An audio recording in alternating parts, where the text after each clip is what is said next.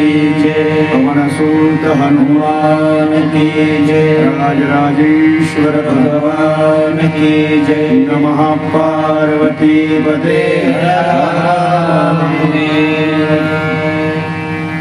श्री राम जय राम जय जय राम, राम जय राम जय जय राम, श्री राम जय राम जय जय राम, श्री राम जय राम जय जय राम, श्री राम जय राम जय जय राम, श्री राम जय राम जय जय राम, श्री राम जय राम जय जय राम, श्री राम जय राम जय जय राम, श्री राम जय राम जय जय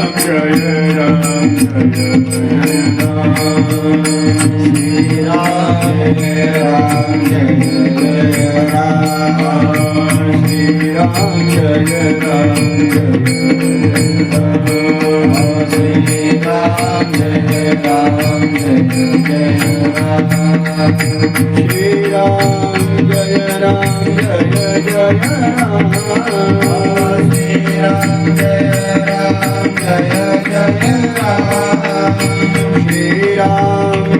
राम जय जय राम, श्री राम जय राम जय जय राम, श्री राम जय राम जय जय राम, श्री राम जय राम जय जय राम,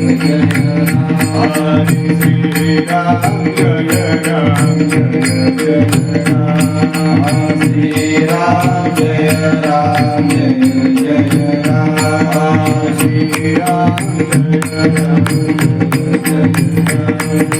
श्री राम जय राम जय जय राम, श्री राम जय राम जय जय राम, श्री राम जय राम जय जय राम।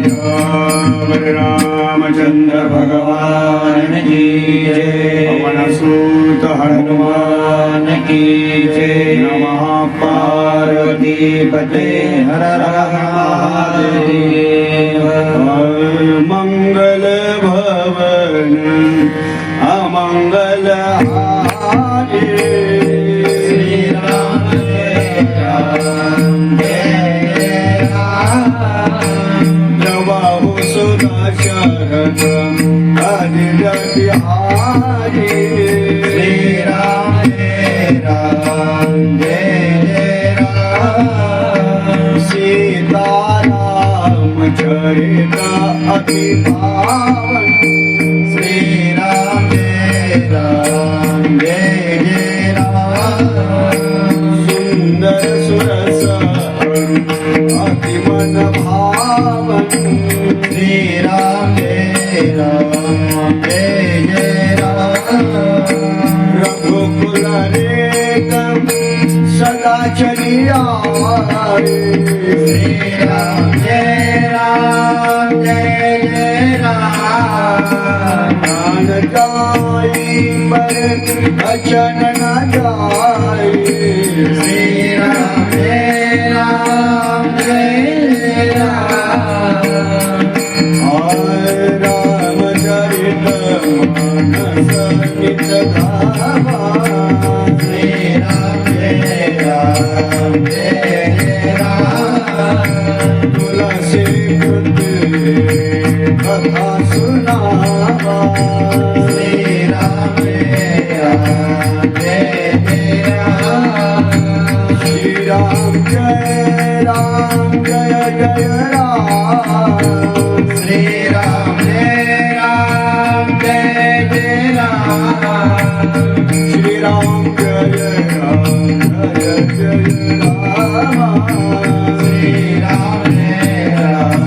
जय राम, श्री राम जय राम जय जय राम, श्री राम जय राम जय जय राम। दूरं रघुनाथस्य शतकोटि प्रविस्तरम् एकैकाक्षरं पुंसां महापातकनाशनं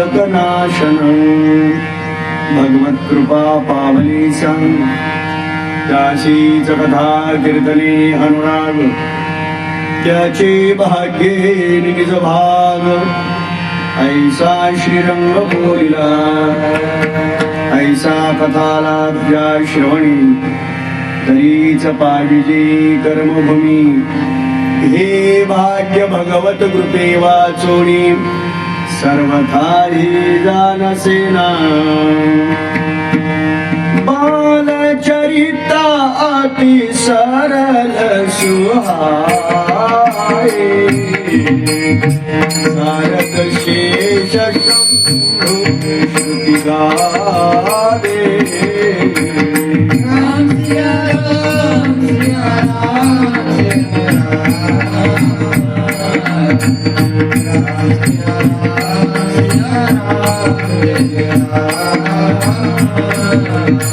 जिन कर मनाई नसन नहीं राता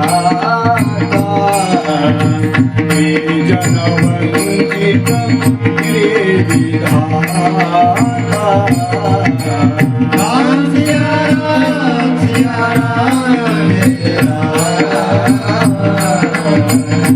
राम सिया राम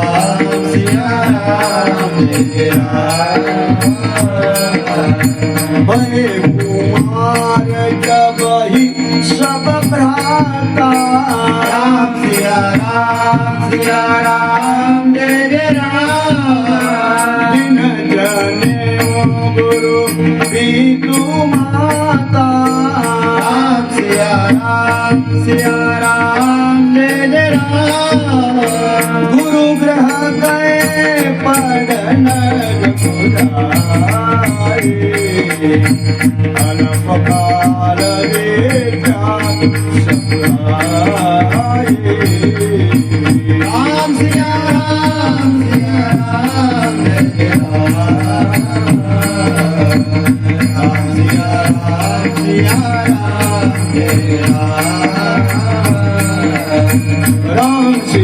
राम सिया राम जय जय राम राम सिया राम जय जय राम राम सिया राम जय जय राम राम सिया राम जय जय राम राम सिया राम जय जय राम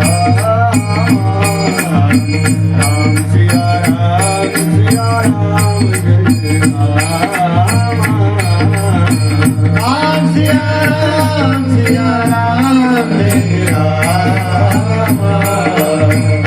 राम सिया राम जय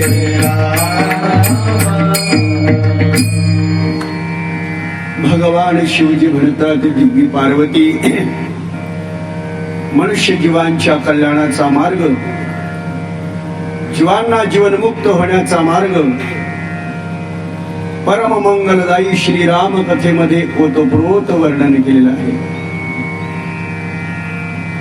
सकाळच्या सत्रामध्ये आपण श्रवण केलं. मर्यादा पुरुषोत्तम भगवान श्रीरामचंद्र प्रभूंनी यथार्थ नीतीचा अवतार धारण करून बाललीला केल्या. फार सुंदर बाललीला केल्या भगवान परमात्म्याने. एक वेळ तर असं झालं, भगवान परमात्मा पाळण्यामध्ये निजलेले होते आणि कौशल्या माता स्वयंपाक तयार करून भगवान परमात्म्याला नैवेद्य देत होते. परिणाम असा, तिचे नैवेद्य ठेवलेला होता, पुन्हा आपल्या किचन रूम मध्ये म्हणजे स्वयंपाक घरामध्ये जाऊन तिची व्यवस्था बघत होती. योगायोग असा, कौशल्या मातेच्या मनामध्ये आलं की आणखीन देवासमोर काहीतरी आपण ठेवावं. पुन्हा हातामध्ये काही वस्तू घेऊन देवाऱ्यामध्ये जो देव आहे त्याला देण्याकरता निघाली. पाहतात तर काय, पाण्यातला भगवान श्रीरामचंद्र प्रभू तिचा नैवेद्य खाऊन राहिला. एक नवल कौशल्याला वाटलं. पुन्हा येऊन पाहते पाळण्याकडे, तर पाळण्यामध्ये सुद्धा झोपलेलाच आहे. अरे हे काय आश्चर्य, आता तर मी याला नैवेद्य खाताना बघितलं, हा पाळण्यातही आहे. पुन्हा तिकडे पाहिलं, तिकडे सुद्धा तो भोजन करतो, इकडे सुद्धा तो पाळण्यामध्ये आहे. कौशल्या मातेला भगवान परमात्म्याने आपल्या बाळ रूपामध्ये सर्वत्र ठिकाणी मी आहे अशी व्याप्ती करून दिली. मी नाही असं ठिकाणच नाही माते, असं भगवान परमात्म्याने नमूद करून दिलं. तो इथेही आहे, तो तिथेही आहे, हरी येथे रे, हरी तेथे रे. हरी परमात्मा सर्व ठिकाणी व्यापक स्वरूपात आहे. असं व्यापक स्वरूपाचं दर्शन आपल्या आईला भगवान परमात्म्याने दिलं.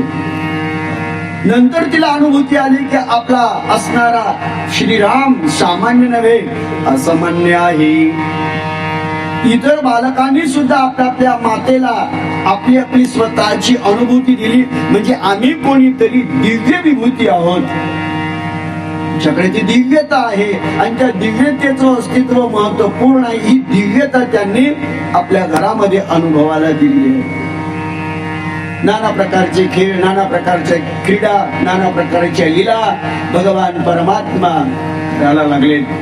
आणि हा म्हणता म्हणता भगवान परमात्मा अर्थात चारही भाऊ आता कुमार स्वरूपाला प्राप्त झाले. कुमारत्व, आता बालपण संपलं. आता पौगंड अर्ध आणि अर्ध कुमारत्व ही उक्ती निर्माण झाली. पौगंडामध्ये प्रत्येक व्यक्ती, प्रत्येक जीव, तुम्ही आणि सर्व पौगंड अवस्थेमध्ये खूप खोड्या करतो, खूप खेळतोय. ती पौगंड अवस्था आहे. आणि ती पौगंड अवस्था परिपूर्तीला आल्यानंतर कुमारत्व प्राप्त होते. म्हणजे कुमार ही भूमिका अनुभूतीला येते.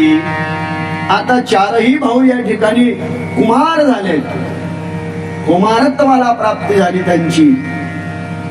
आता आपण काय करावं हा विचार असणाऱ्या महाराज दशरथाला पडला.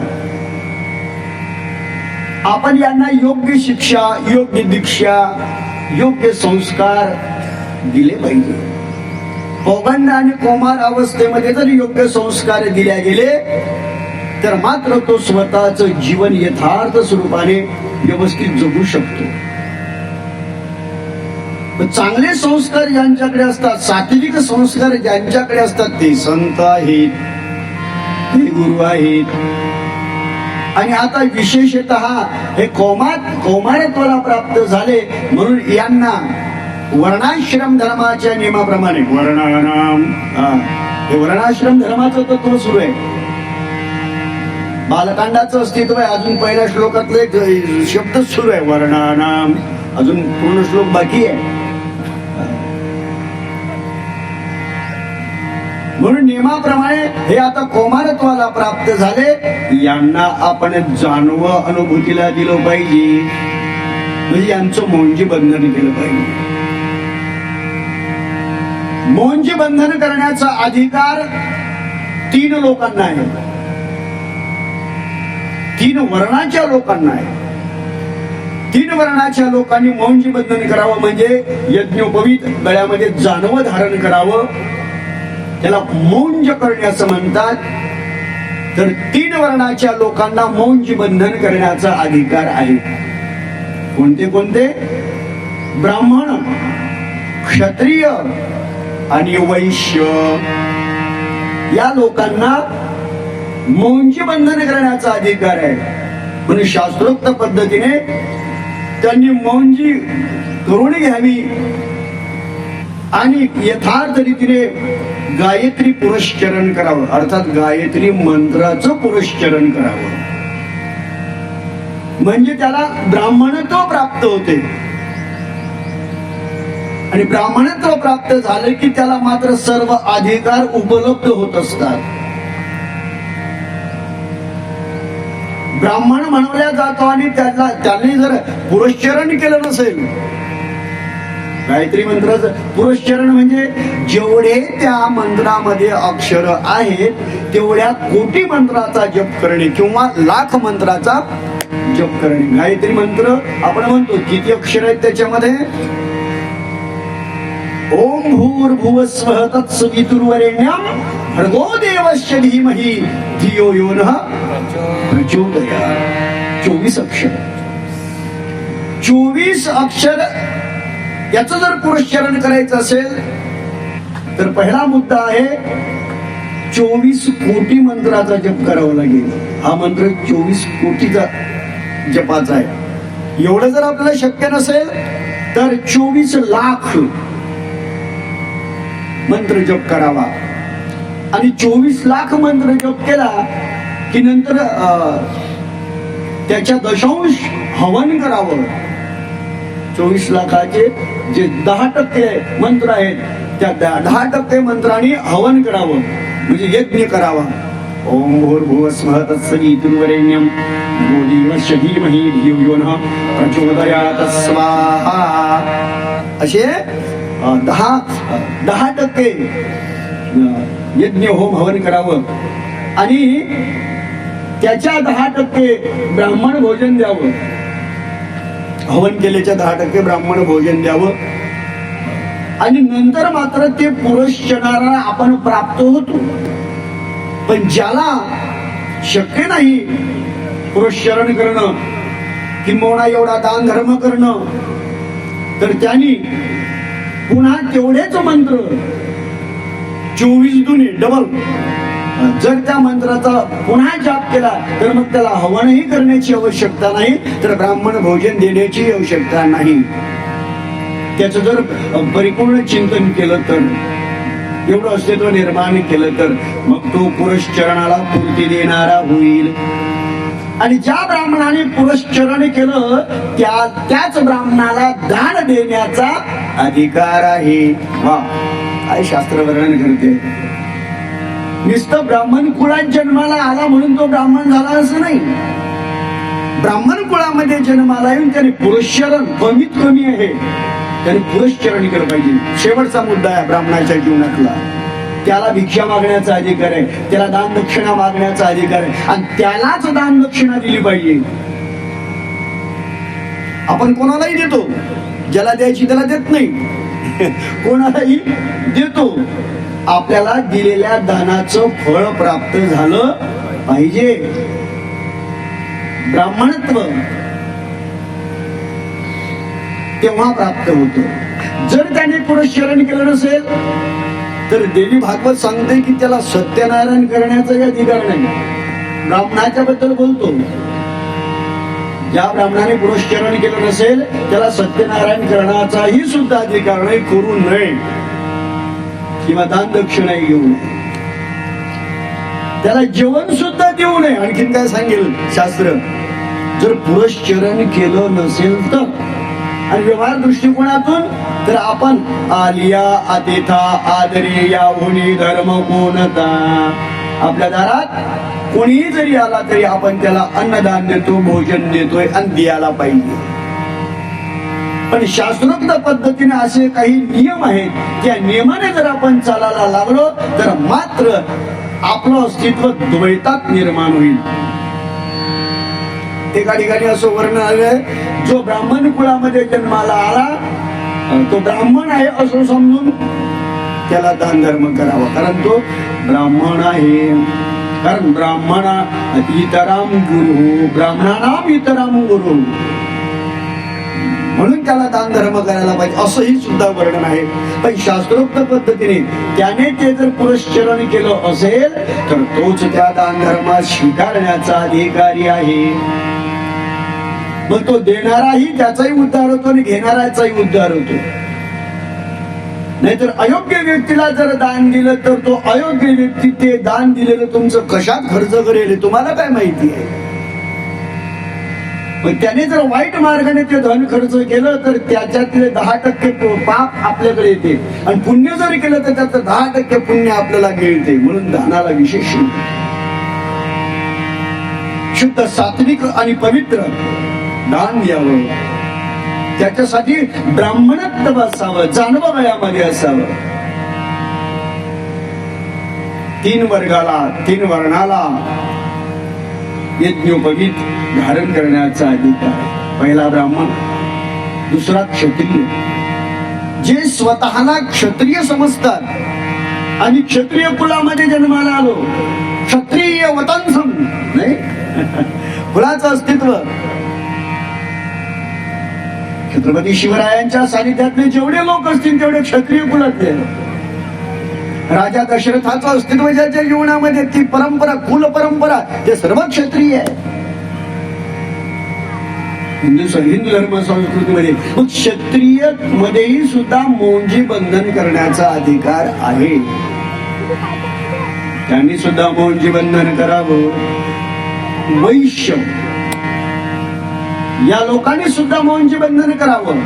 3 वर्णातल्या लोकांनी, शेती सांभाळणारे, आपलं व्यवहार करणारे, घेवाणदेवाण करणारे, असे जे लोक आहेत त्यांनी सुद्धा मोंजी बंधन करावं. ब्राह्मणाच्या कुळात जन्माला आला तर 5व्या वर्षी मोंजी बंधन करावं. क्षत्रियाच्या कुळामध्ये जन्माला आला असेल तर 7व्या वर्षी मोंजी बंधन करावं. वैश्य कुळामध्ये जन्माला आला असेल तर 9व्या वर्षी मोंजी बंधन करावं. शूद्राला मोंजी बंधन करण्याचा अधिकार नाही. आणि स्त्रियांना जानवं घालण्याचा अधिकार नाही आणि वेद पठन करण्याचाही अधिकार नाही. अर्थात सांगा श्रवण करण्याचा अधिकार नाही. आणि शूद्राला या 2 व्यक्ती वगळल्या वेदाने. वेद श्रीमंत आहे. नडोबाला सांगतात वेदासारखा श्रीमंत जगात कोणताच ग्रंथ नाही. वेद श्रीमंत ग्रंथ पण कृपण आहे, कंजूस आहे. श्रीमंत माणसं कंजूस असतात असं शास्त्र सांगते, मी नाही सांगत. जेवढा माणूस श्रीमंत तेवढा कंजूस. खोदा पहाड निकला चुवा, अशी त्यांची उक्ती असते. जेवढा माणूस श्रीमंत तेवढा कंजूस. कशावरून? त्याच्या दातृत्वावरून. सर्व आहे त्याच्या जीवनामध्ये, पण दान देण्याची इच्छा होत नाही. आणि दिलं तरी त्याच्या वैभवाला न शोभणार ते दान. शोभत नाही त्याला तसं दान देणं. आपलं वैभव पाहून दान दिलं पाहिजे. यज्ञाचं यथार्थ अस्तित्व आहे, यज्ञोपवीताचं यथार्थ अस्तित्व आहे. आणि वेदाने सांगितलेलं शास्त्र म्हणजे सूत्र आहे. वेद श्रीमंत आहेत. ज्ञानोबाऱ्या ओवी देतात. माझ्या पदरचं काही बोलणार नाही. वेद तो बहु कृपण झाला, तीही वर्णाच्या कानी लागला, स्त्री शूद्राशी अबोला केला जेणे. वेद श्रीमंत आहे पण कंजूस आहे. सगळ्यांना अधिकार दिला नाही. वर्णाश्रमाच्या धर्माप्रमाणे वेदाने ते ज्ञान तर दिलं, पण पंक्ती वेगळ्या वेगळ्या केल्या. यांची पंगत वेगळी, त्यांची पंगत वेगळी, त्यांची पंगत वेगळी. अधिकाराने पंक्ती द्यायला हरकत नाही. सार्वत्रिक पंगत वेगळी, भंडारा. ज्यावेळी जे जे काही माहोल असतात त्या त्यावेळेला जो भंडारा, भंडारा भंडारा भंडारा, कोणी या नाही. आमच्या अकोल्यामध्ये कोणाला बोलवायला जात नाही, कोणाला निमंत्रण नाही. बस गणपती असो, देवी नवरात्र असो, आणखीन कोणता उत्सव असो, त्याच्यामध्ये जाहीर करून भंडारा भंडारा भंडारा. एवढं जाहीर करून दिलं की नगरोच्या नगर उलटतात. कथेला नाही बरं, कुठेही तसंच आहे. खेळत असो की शहरात कथेला नाही. कथेला येणारेच येत असतात.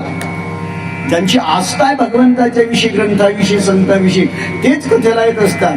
आणि बाकीचे फक्त भंडाऱ्याला येत असतात. आम्ही म्हणतो का कथेला नाही. कथेपेक्षा भंडाऱ्याला महत्व आहे महाराज. तुम्हीच तर सांगता. हो, आम्ही बंद केलं सांगणं त्याला. प्रसादम अधिगच्छति जे ध्यानात ठेवायचं ते ठेवत नाही, ज्याची गरज नाही ते ध्यानात ठेवतात. कुठं बसा 3-3 तास, कुठं एवढ्या लोर आणि कुठं काय मस्त आपलं भंडाऱ्याच्या टायमावर गेले, आरती संपली की तिथं हजर, रांगेत लागलं की मम केलं घरी. प्रसाद आहे महत्वाचा, प्रसादाचं विशेष महत्व आहेच. प्रसाद भाग्यवंताला भेटतो आणि तो सेवन करायलाही सुद्धा पाहिजे, पण काहीतरी ऋण फेडायला पाहिजे, काही ऋणी नाही व्हायला पाहिजे. प्रसाद खाऊन ते ऋण परत केलं गेलं पाहिजे. मग आपण ऋणी होऊ नये. भंडाऱ्यात आपला जेवणाचा अधिकार आहे, तर कथेतही सुद्धा अधिकार. 1 दिवस 2 दिवस 3 दिवस 5-7 दिवस कथा ऐकावं. जे 7ही दिवस ऐकतात, 8व्या दिवशी काल्याचं कीर्तन ऐकून भंडाऱ्यात भोजन करतात, त्यांना फुल अधिकार. काही 5 दिवस ऐकतात, काही 3 दिवस ऐकतात, काही 2 दिवस, काही 1 पिरियड, आणि काही फिरकतात. असे फिरकता फिरकता जरी ऐकलं तरी त्यांचाही सुद्धा प्रसादाला अधिकार असतो. आणि जे फक्त प्रसादालाच येतात त्याचाही अधिकार प्रसादाला असतो, कारण प्रसादाला नाही म्हणता येत नाही. सकळांशी येथे आहे अधिकार, सकळांशी येथे आहे अधिकार, सकळांशी येथे आहे अधिकार. कलियुगी उद्धार हरीच्या नावे, कलियुगी उद्धार हरीच्या नावे, कलियुगी उद्धार हरीच्या नावे. भगवान परमात्म्याचं अस्तित्व आहे, असतो आपला विषय आहे. ब्राह्मणत्व प्राप्त होत असत. वेदाने सर्वांना अधिकार दिला नाही. आपण क्षत्रिय कुलामध्ये जन्माला आलो आणि आपल्या कुलामध्ये हे पुत्र जन्माला आले. कुमार अवस्था झाली त्यांची, आता कौमारत्व त्यांना प्राप्त झालं. आपण त्यांना गुरुच्याकडे पाठवलं पाहिजे, संतांच्याकडे पाठवलं पाहिजे. भये कुमार भये सब भ्राता, सिया राम सिया राम जय राम. बिना जाने गुरु की तुम्हारा, सिया राम जय राम. गुरु गृह गए पढ़ना रघुराई, राम सिया राम जय राम. अलपकाल विद्या सब आई, राम सिया राम जय राम. गुरु गृह रघुराई, राम सिया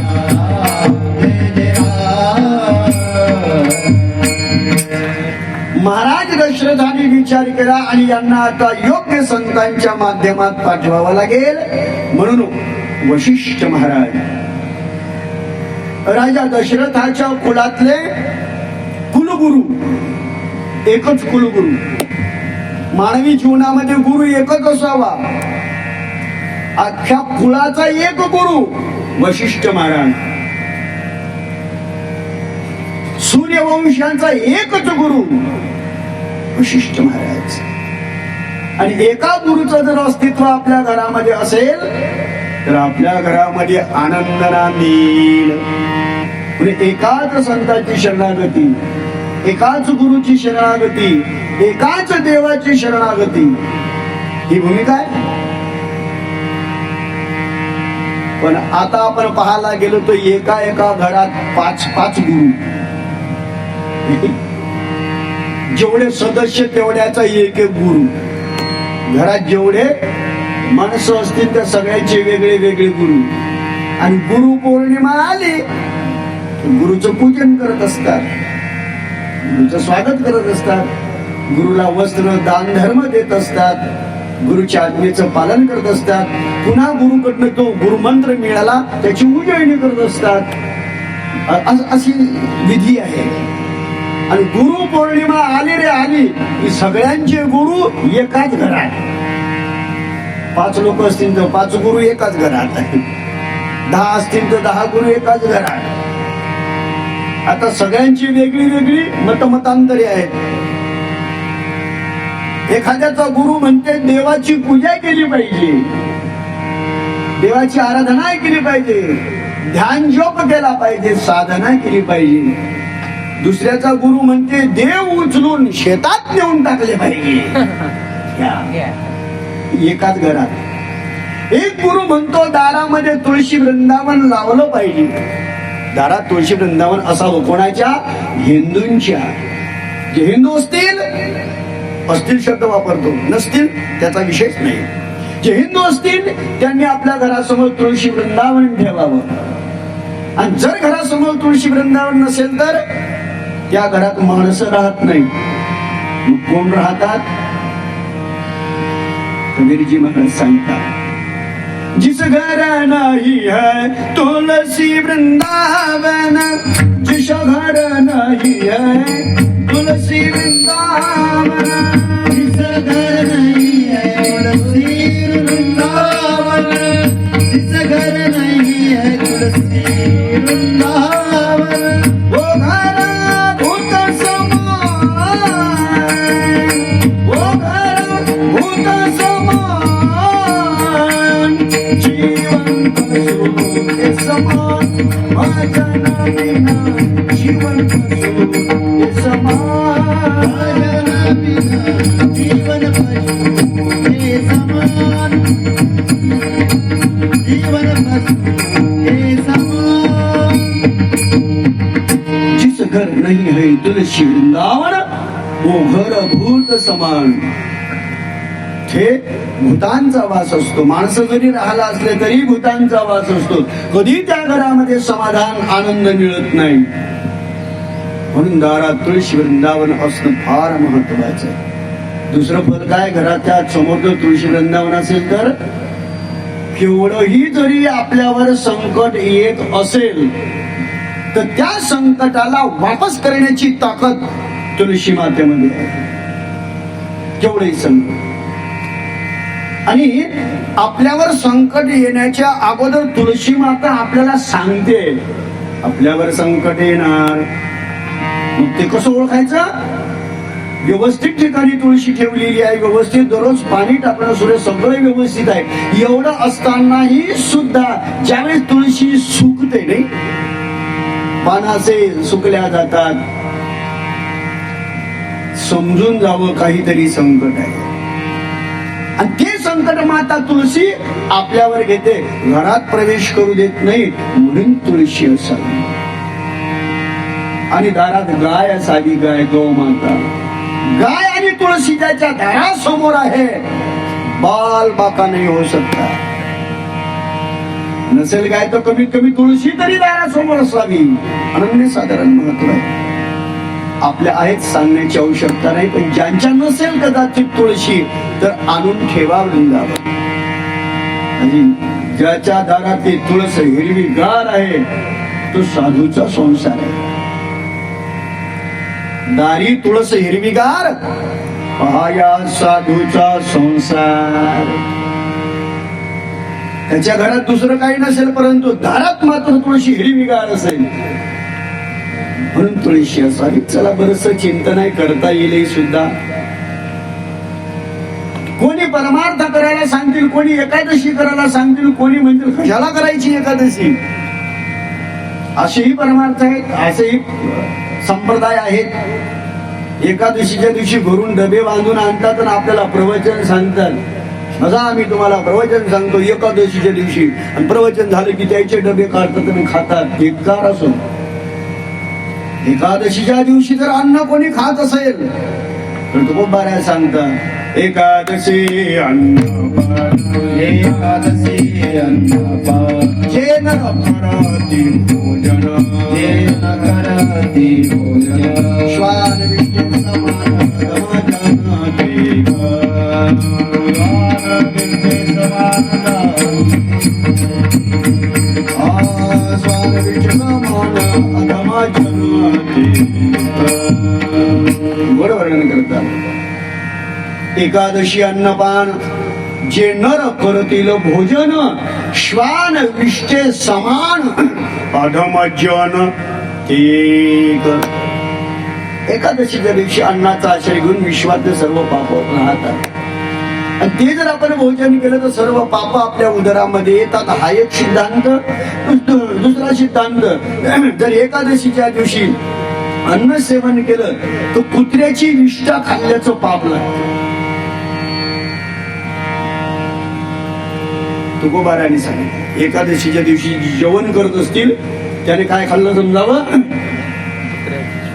विष्ठा. विष्ठा म्हणजे काय आता तेही सांगू का? कुत्र्याची विष्ठा खाल्ल्याचा दोष लागतो, पाप लागतं. अन्न ब्रह्म म्हणतो पण अन्न हे पूर्ण ब्रह्म सत्य आहे. अन्न हे पूर्ण ब्रह्म आहे पण एकादशीच्या दिवशी नाही. आणि एकादशीच्या दिवशी तांदूळ तर अजिबात खाऊ नये, भात तर अजिबात खाऊ नये. शास्त्र सांगते की एकादशीच्या दिवशी तांदूळाला स्पर्शही करू नये. तर अक्षता टाकणं दूरची गोष्ट आहे. नियम आहेत काही शास्त्रामध्ये, जे आपल्याच्यानं पाळल्या जातात तेवढे पाळायचे. फार सुंदर सूत्र वर्णन केलं. म्हणून संप्रदायाच्या भूमिकेतून आपल्या जीवनामध्ये एकच गुरु असावा.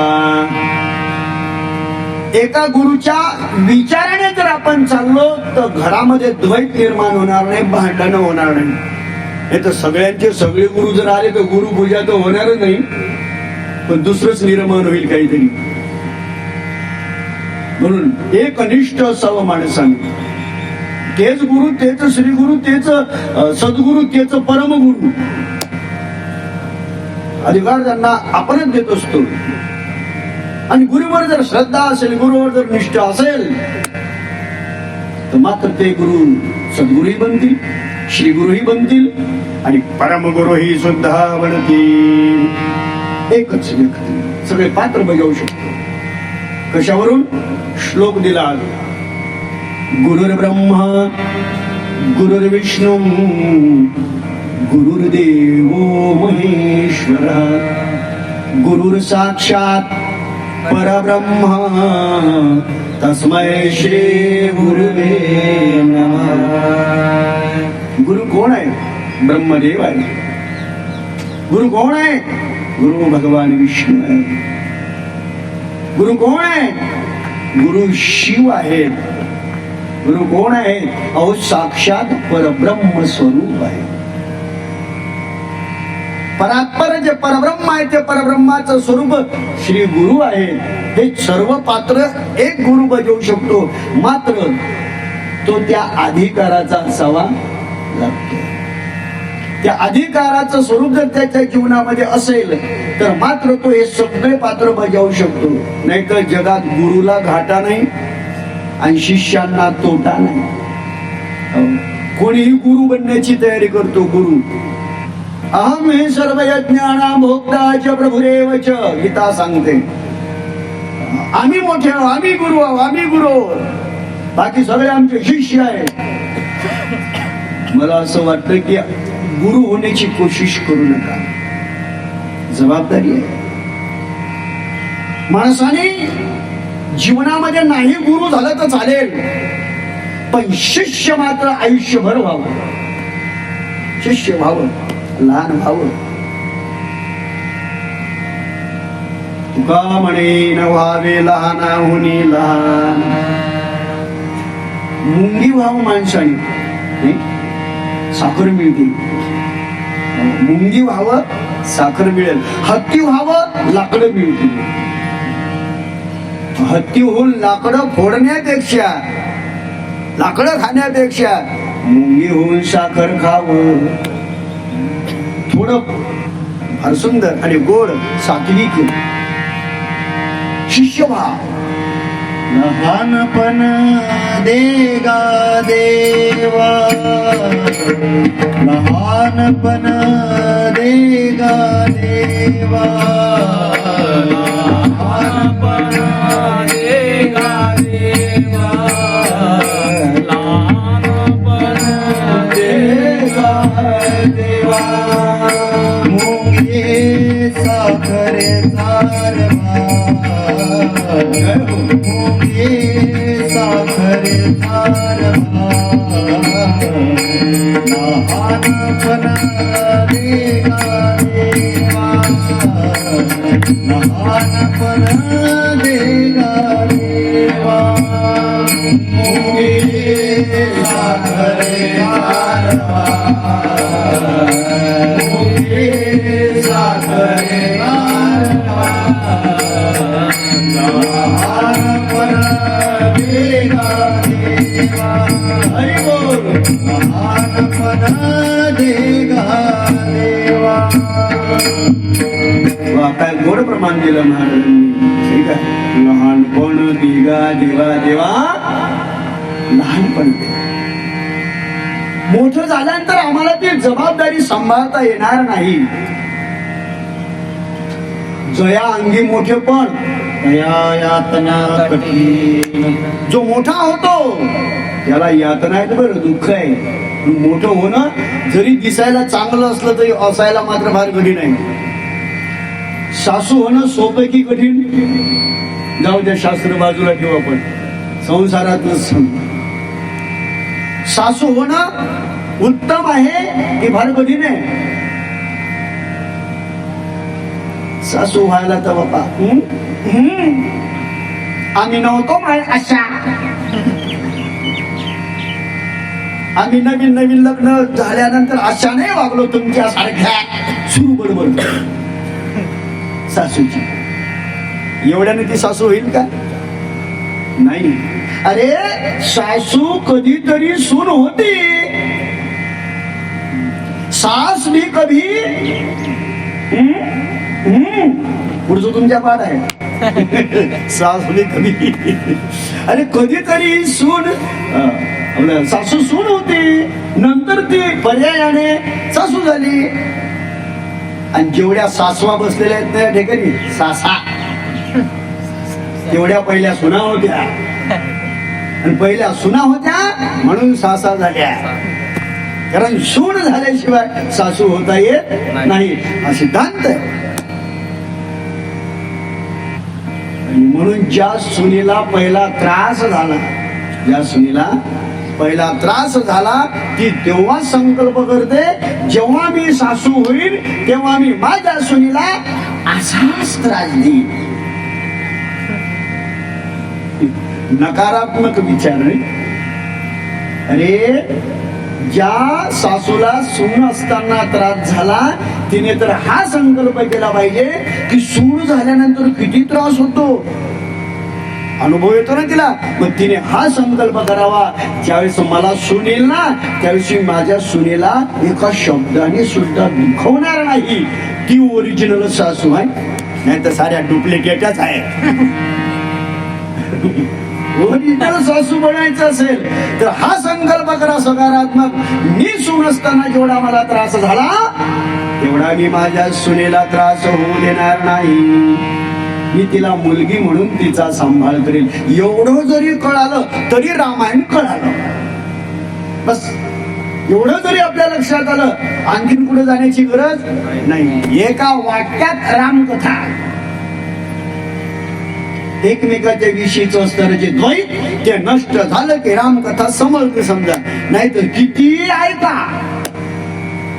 किती सांगा किती चाला भराभर दोन्ही पाय जीवनातलं असते तुला म्हणून जीवनामध्ये जर खऱ्या अर्थाने आपल्याला उच्चांक निर्माण करायचा असेल तर दुसऱ्याच्या दुःखामध्ये आपण सुख मानणे हा आपल्या संप्रदायाचा धर्म आहे नियम आहे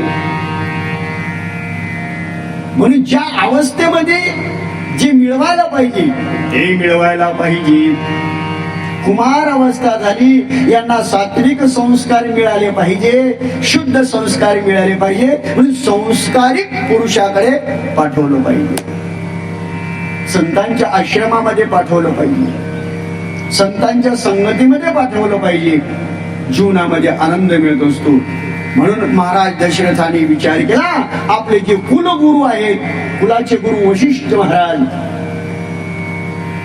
आपल्या मुलांना त्यांच्याकडे घेऊन गेले त्यांच्या स्वाधीन केलं गुरुदेव यांचा स्वीकार करा. मला एक सांगायला आवडेल, जीवनामध्ये गुरु असावेत, पण आपण गुरुकडे जावं का गुरुने आपल्याकडे यावं, मोठा महत्वाचा प्रश्न. गुरु तर जीवनात पाहिजेतच, गुरु शिवाय तर जीवनच नाही. निगुरे मरू नये, निगुरे म्हणजे गुरु न करता तसं मरता येत नाही. हो, गुरु केल्याशिवाय मरू नये. शेवटी जसा प्रारब्धात मिळेल तसा घ्यावा आणि त्या दिशेने वाटचाल करावी.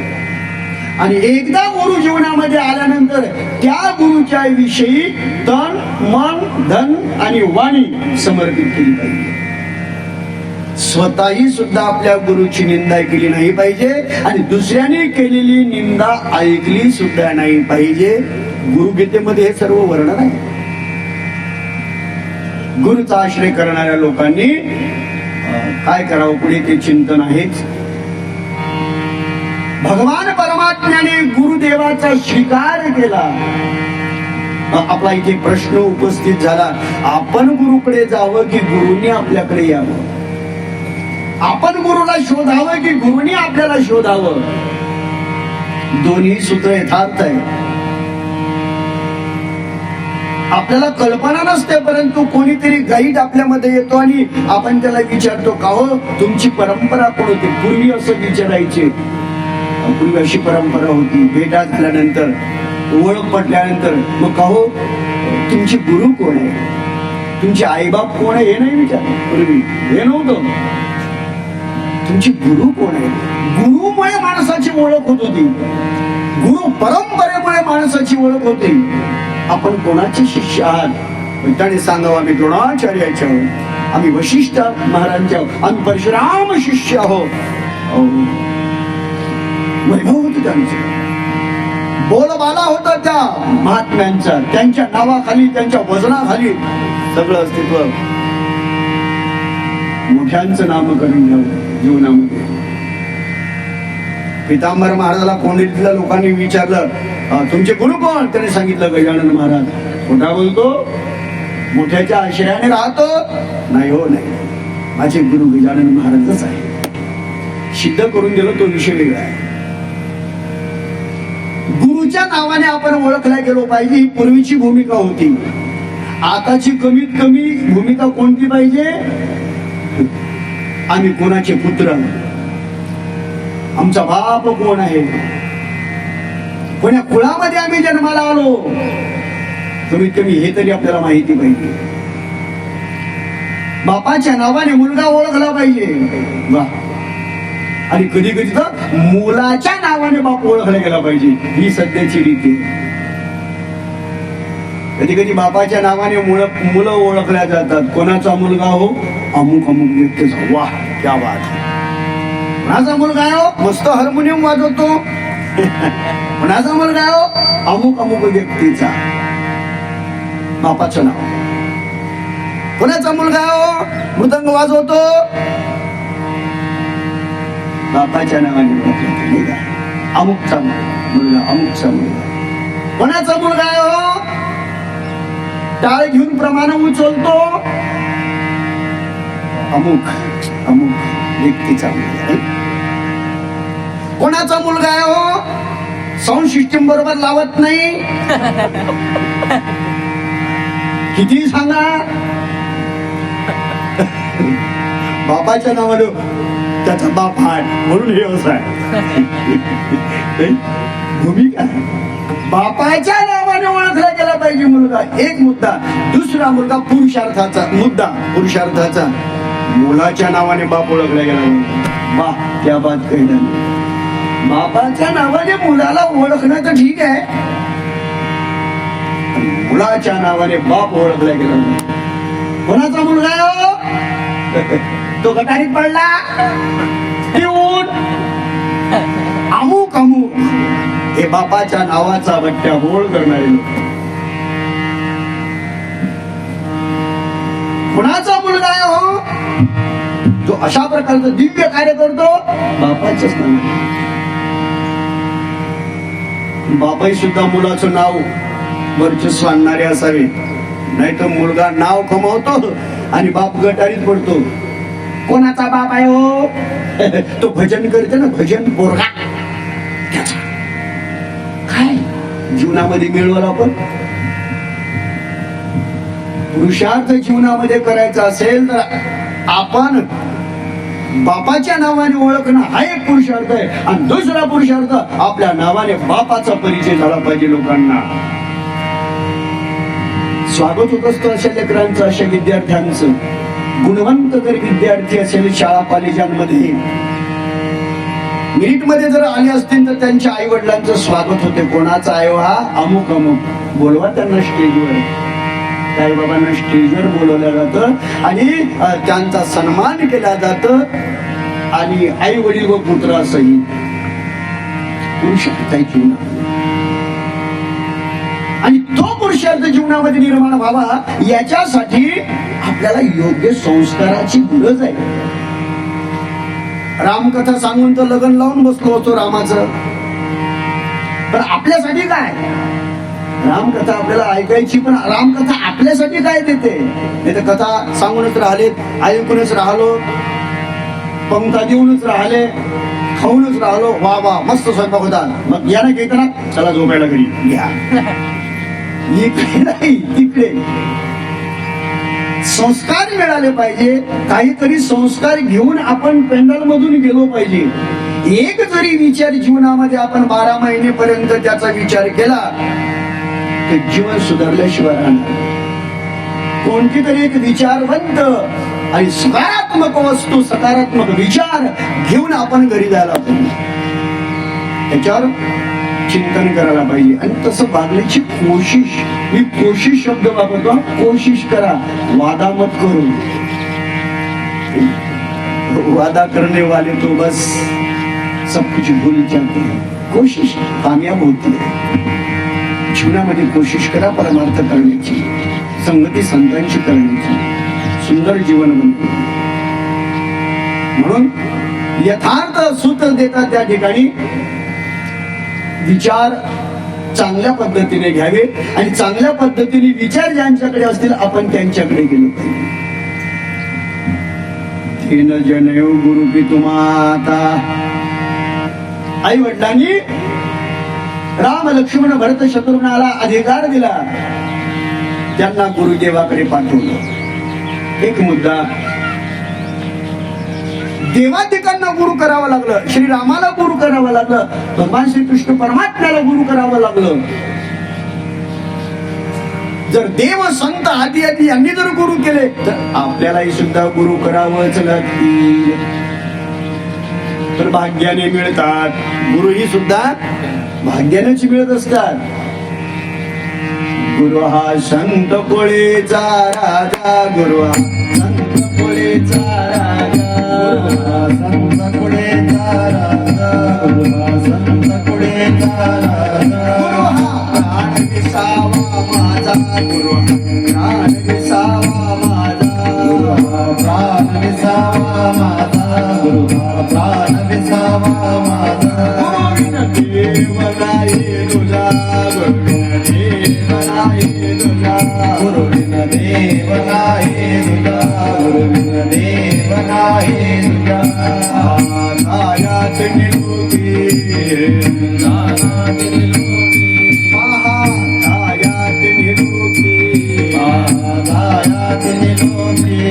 गुरु हा सुखाचा सागर, गुरु हा सुखाचा सागर, गुरु हा सुखाचा सागर, गुरु हा सुखाचा सागर, गुरु हा सुखाचा सागर. गुरु हा सुखाचा सागर, गुरु हा सुखाचा सागर. कोण आहे गुरु? गुरु हा संत कोळीचा राजा आहे. गुरु हा प्राण विसावा माझा, गुरुविन देव नाही तुझा. पाहता या तिन्ही लोकी. जे गुरु भक्त आहेत ना त्यांना कोणाच देवाकडे जाण्याची गरज नाही, कारण सर्वस्व देवत्व गुरुच्या चरणामध्ये आहे. आपण अगोदर बोलून गेलो, गुरु ब्रह्मा गुरु विष्णू गुरु देव महेश्वर, हा गुरु साक्षात परब्रह्म, तस्मै श्री गुरुदेव. श्री गुरु सारेखा हसता पाठीराखा श्री गुरु सारेखा हसता पाठीराखा श्री गुरु सारेखा हसता पाठीराखा श्री गुरु सारेखा हसता पाठीराखा इतरांचा लेखा इतरांचा लेखा वादकारी श्री गुरु सारेखा हसता पाठीराखा श्री गुरु सारेखा हसता पाठीराखा श्री गुरु सारेखा हसता पाठीराखा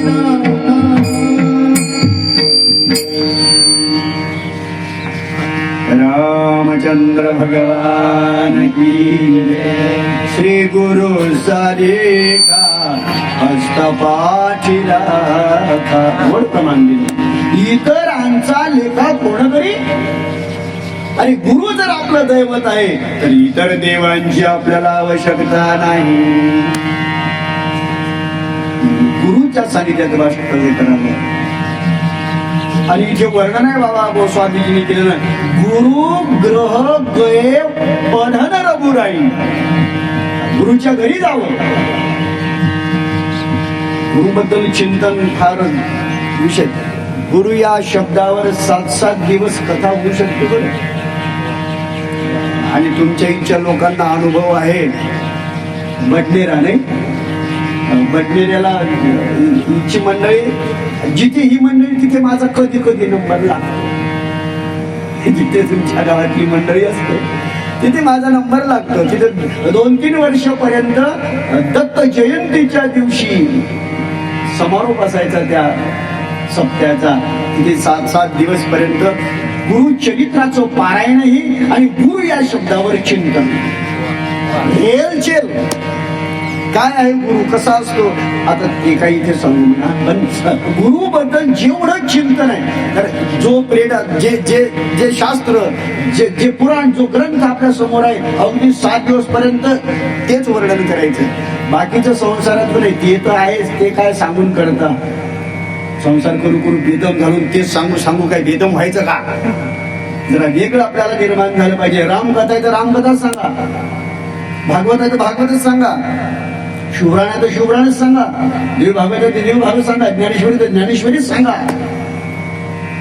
एक ओवी जबरदस्त एक तरी ओवी अनुभवा एका महिन्याचे पारायण ज्ञानेश्वरीचे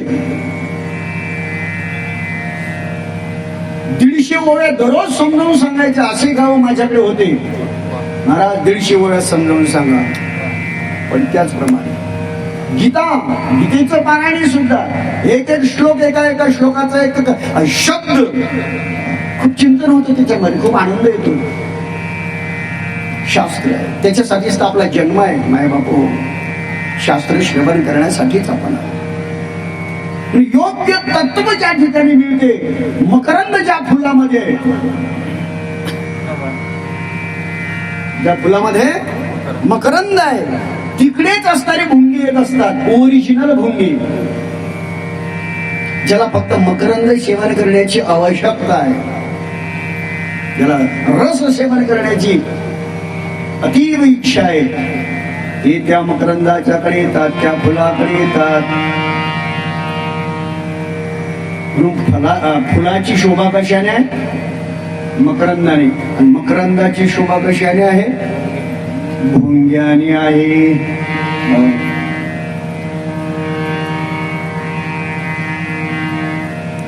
शोभा आपली आपली योगाच्या सानिध्यात कोण कोणाच्या योगाने शोभायमान होतो कोणाची शोभा कशात आहे नावाची शोभा नाही बरं शोभा म्हणजे त्याचं तत्व कशामुळे अनुभव होते स्त्रियांची शोभा कशामध्ये अर्थात स्त्री शोभते कशाने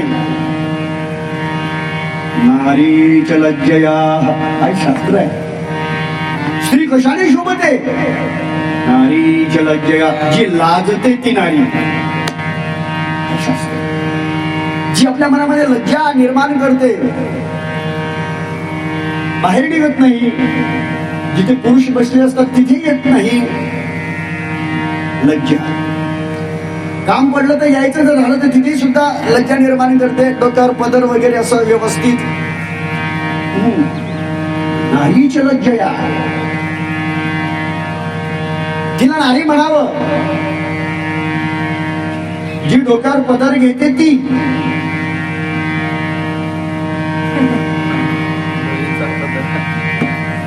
नारीच लज्जया, लाजून राहते ती नारी. सुंदर चिंतन आहे.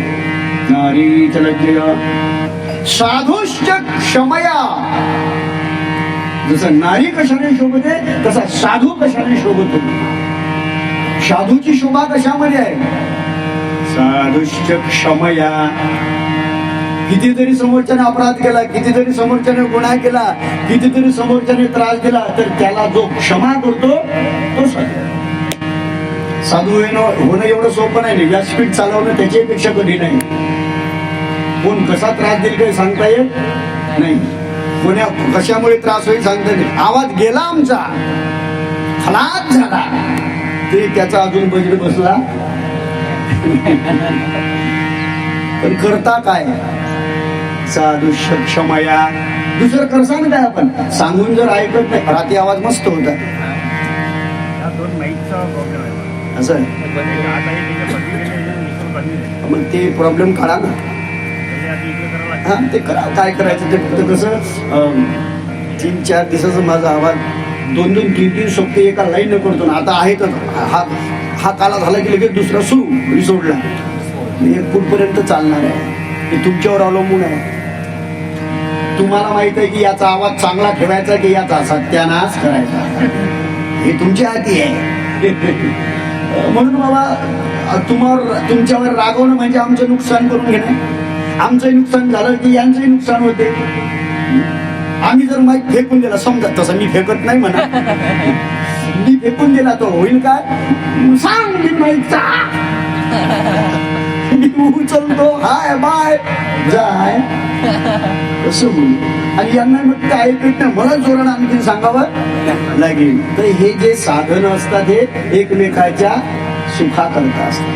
हे सुखाचे साधन मी प्रेमाने सांगतो. होतं होईपर्यंत खूप खूप खूप. कारण साधुष्य क्षमया तपश्चर्या करण्याचं साधन आहे.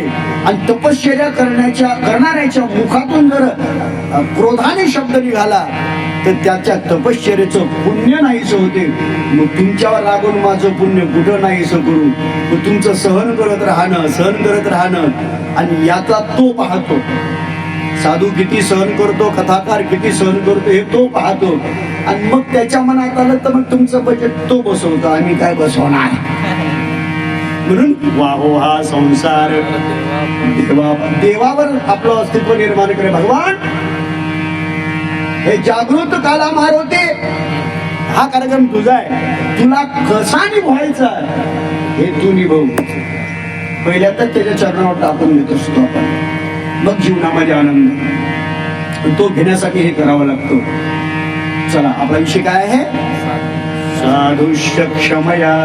साधू तो असावा की त्याने दुसऱ्याला क्षमाच करावी. कितीही जरी अपराध केला, किती जरी गुन्हा केला, आपल्याला किती जरी आरोप आले, पॉइंट नोट किया गया आहे. साधूवर आरोप येऊ शकतात नाही, येतातच. आमचे पायाचे 10 हाताचे 10 बोट फुटून चिंध्या बांधू वेदमावा मी. जगात जो चांगला वागतो ना त्याच्या माग लोक हात पाय धुवून नाही, आंघोळ करून धावतात. पण चला महाराजांनी प्रमाण दिलं, श्री गुरु सारिखा हस्ता पाठीराखा इतरांचा लेखा कोण. ज्याच्या पाठीमाग गुरुकृपा आहे त्याला जगात कोणालाच घाबरण्याची कारण नाही. अभयं सत्व संशिद्धिर ज्ञान योगो व्यवस्थित दानं दमशयज्ञस्य स्वाध्यायस्तपार्जवम्. आणि सज्जनाच्या पाठीमागे हे असते, चांगल्याच्या पाठीमाग दोंडी घेऊन फिरणारे असतातच. बाबा आहेतच ते, फक्त ते समोर येत नाही. आणि मला हे माहित आहे, समोर आले की ते त्यांना असं वाटतं इथून काय पळून जाऊ, कारण खोटं असते त्यांचं. खोटा प्रचार करतात ते, खोटा प्रचार चांगल्या व्यक्तीच्या बद्दल. आणि मग मात्र त्यांना असं वाटतं की आपला पांढरा भाजला पाहिजे, दुसरं काही नाही, वर्चस्व सहन होत नाही. हेच एवढ्याचं उत्तर आहे. चांगली स्वयंपाक करणारी स्त्री जर असेल, ती जर चांगला स्वयंपाक करत असेल तर दुसरी नागडोळे मोडते, हा मोठी सुगरण. चांगली शेतात काम करणारी असेल, चांगलं निंदत असेल तर ह्या मापून ढेकून मारतात, ढेकून थांबलं.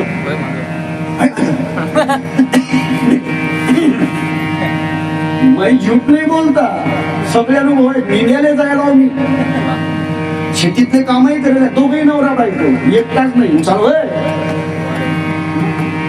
नाही सगळे अनुभव. लबालब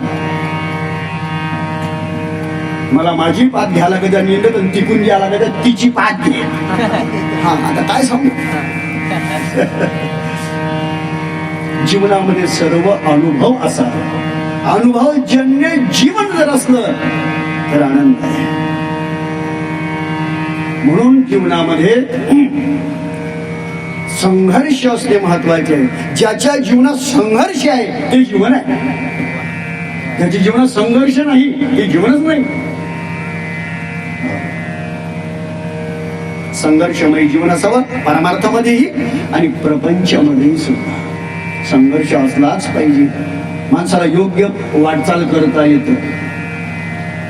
भगवान शिवजी म्हणतात, देवी पार्वती, माझे भगवान परमात्मा माझे श्री रामचंद्र प्रभू गुरुच्या घरी गेलेत.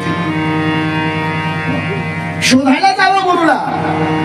आपले प्रश्न बाकी आहेत अजून. गुरुला शोधावं की गुरु आपल्याकडे यावे? आपण गुरुला शोधायला गेलो पाहिजे, पण कोण्यातरी गाईडशी आणि अनुभवाने हे ठीक आहे, हे ठीक आहे, ते ठीक आहे, यांचं अस्तित्व आहे, अशा अशा प्रकारचं आहे, त्यांची शरण. आणि परीक्षा करून गुरु करावा. पॉइंट नोट किया जाए. परीक्षा करावा अगोदर त्या गुरुची आणि नंतर अनुग्रह घ्यावा. परीक्षा केल्याशिवाय कोणतंच काम करू नये. या माता भगिनी मकर संक्रांतीच्या दिवशी ते मडके आणतात ना, गाडगे. मकर संक्रांती ते वाण देण्यासाठी जसं त्या कुंभाराने दिलं तसंच आणतात का हे घरी?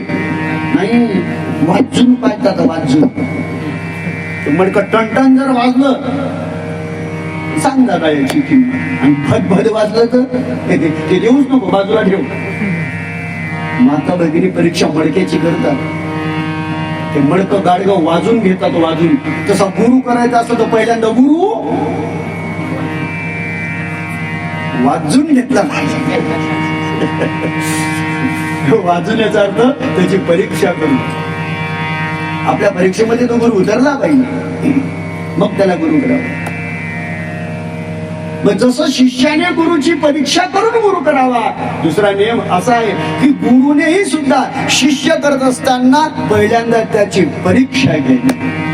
म्हणून गुरु आपली परीक्षा घेत असतात. हा योग्य की योग्य, याला अनुग्रह द्यायचा की नाही द्यायचा, याच्या गळ्यात माळ टाकायची की नाही टाकायची, पहिले ते विचार करतात आणि सांगतात ठीक आहे बाबा, 2 महिन्याने येईल, 6 महिन्याने येईल, 12 महिन्याने येईल. तोपर्यंत तुझ्या जीवनात जर परिवर्तन झालं तर गळ्यात माळ काय केलं नाही तर चेहरी, तू तुझ्या घरी, मी माझ्या घरी. दोघांनी एकमेकांची परीक्षा घ्यायला पाहिजे. आणि परीक्षेमध्ये जर उत्तीर्ण झाला तर मात्र जीवनात उत्थान आहे, उत्थान. एक सांगू,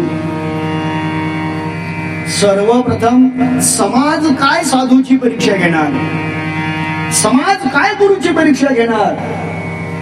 आणि समाजाच्या अगोदर तर भगवंतच गुरुची परीक्षा घेतो.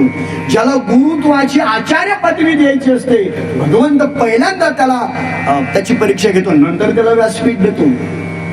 हलता भलता व्यासपीठावर बसू शकत नाही. त्याची पूर्ण परीक्षा झाली की मग तो व्यासपीठ चालक बनतो. एवढं सोपं आहे. पूर्ण त्याचं भाजून निघावं लागतं, भाजून. हे तापून निघालेलं जीवन आहे. जीवनामध्ये ताप पाहिजे. ताप म्हणजे तपश्चर्या पाहिजे, तपस्वी जीवन पाहिजे. अजून एक गुरुच्या आज्ञेने तेच सुरू आहे. एक भुक्त, एक वेळ जेवण, फराळ फळाहार व्यवस्थित, स्नान संध्याकाळ जे असेल ते देवपूजा वगैरे व्यवस्थित राहणे. हे अंगावर कपडे म्हणजे हे काय देखावा नाही, हे देखाव्याचं प्रतीक नाही, हे साधनेचं प्रतीक आहे. युनिफॉर्म म्हणतात त्याला. जिथे जो पाहिजे तो परिधान केला पाहिजे. इतरत्र जीवन जगत असताना साध्या युनिफॉर्म, पण परमार्थ करत असताना, कारण ही गादी सामान्य नव्हे, हे स्थान सामान्य नव्हे, ही अग्नी आहे. अग्नी, याला अग्नीचं घर म्हणतात. आणि इथे बसणं एवढं सोपं नाही.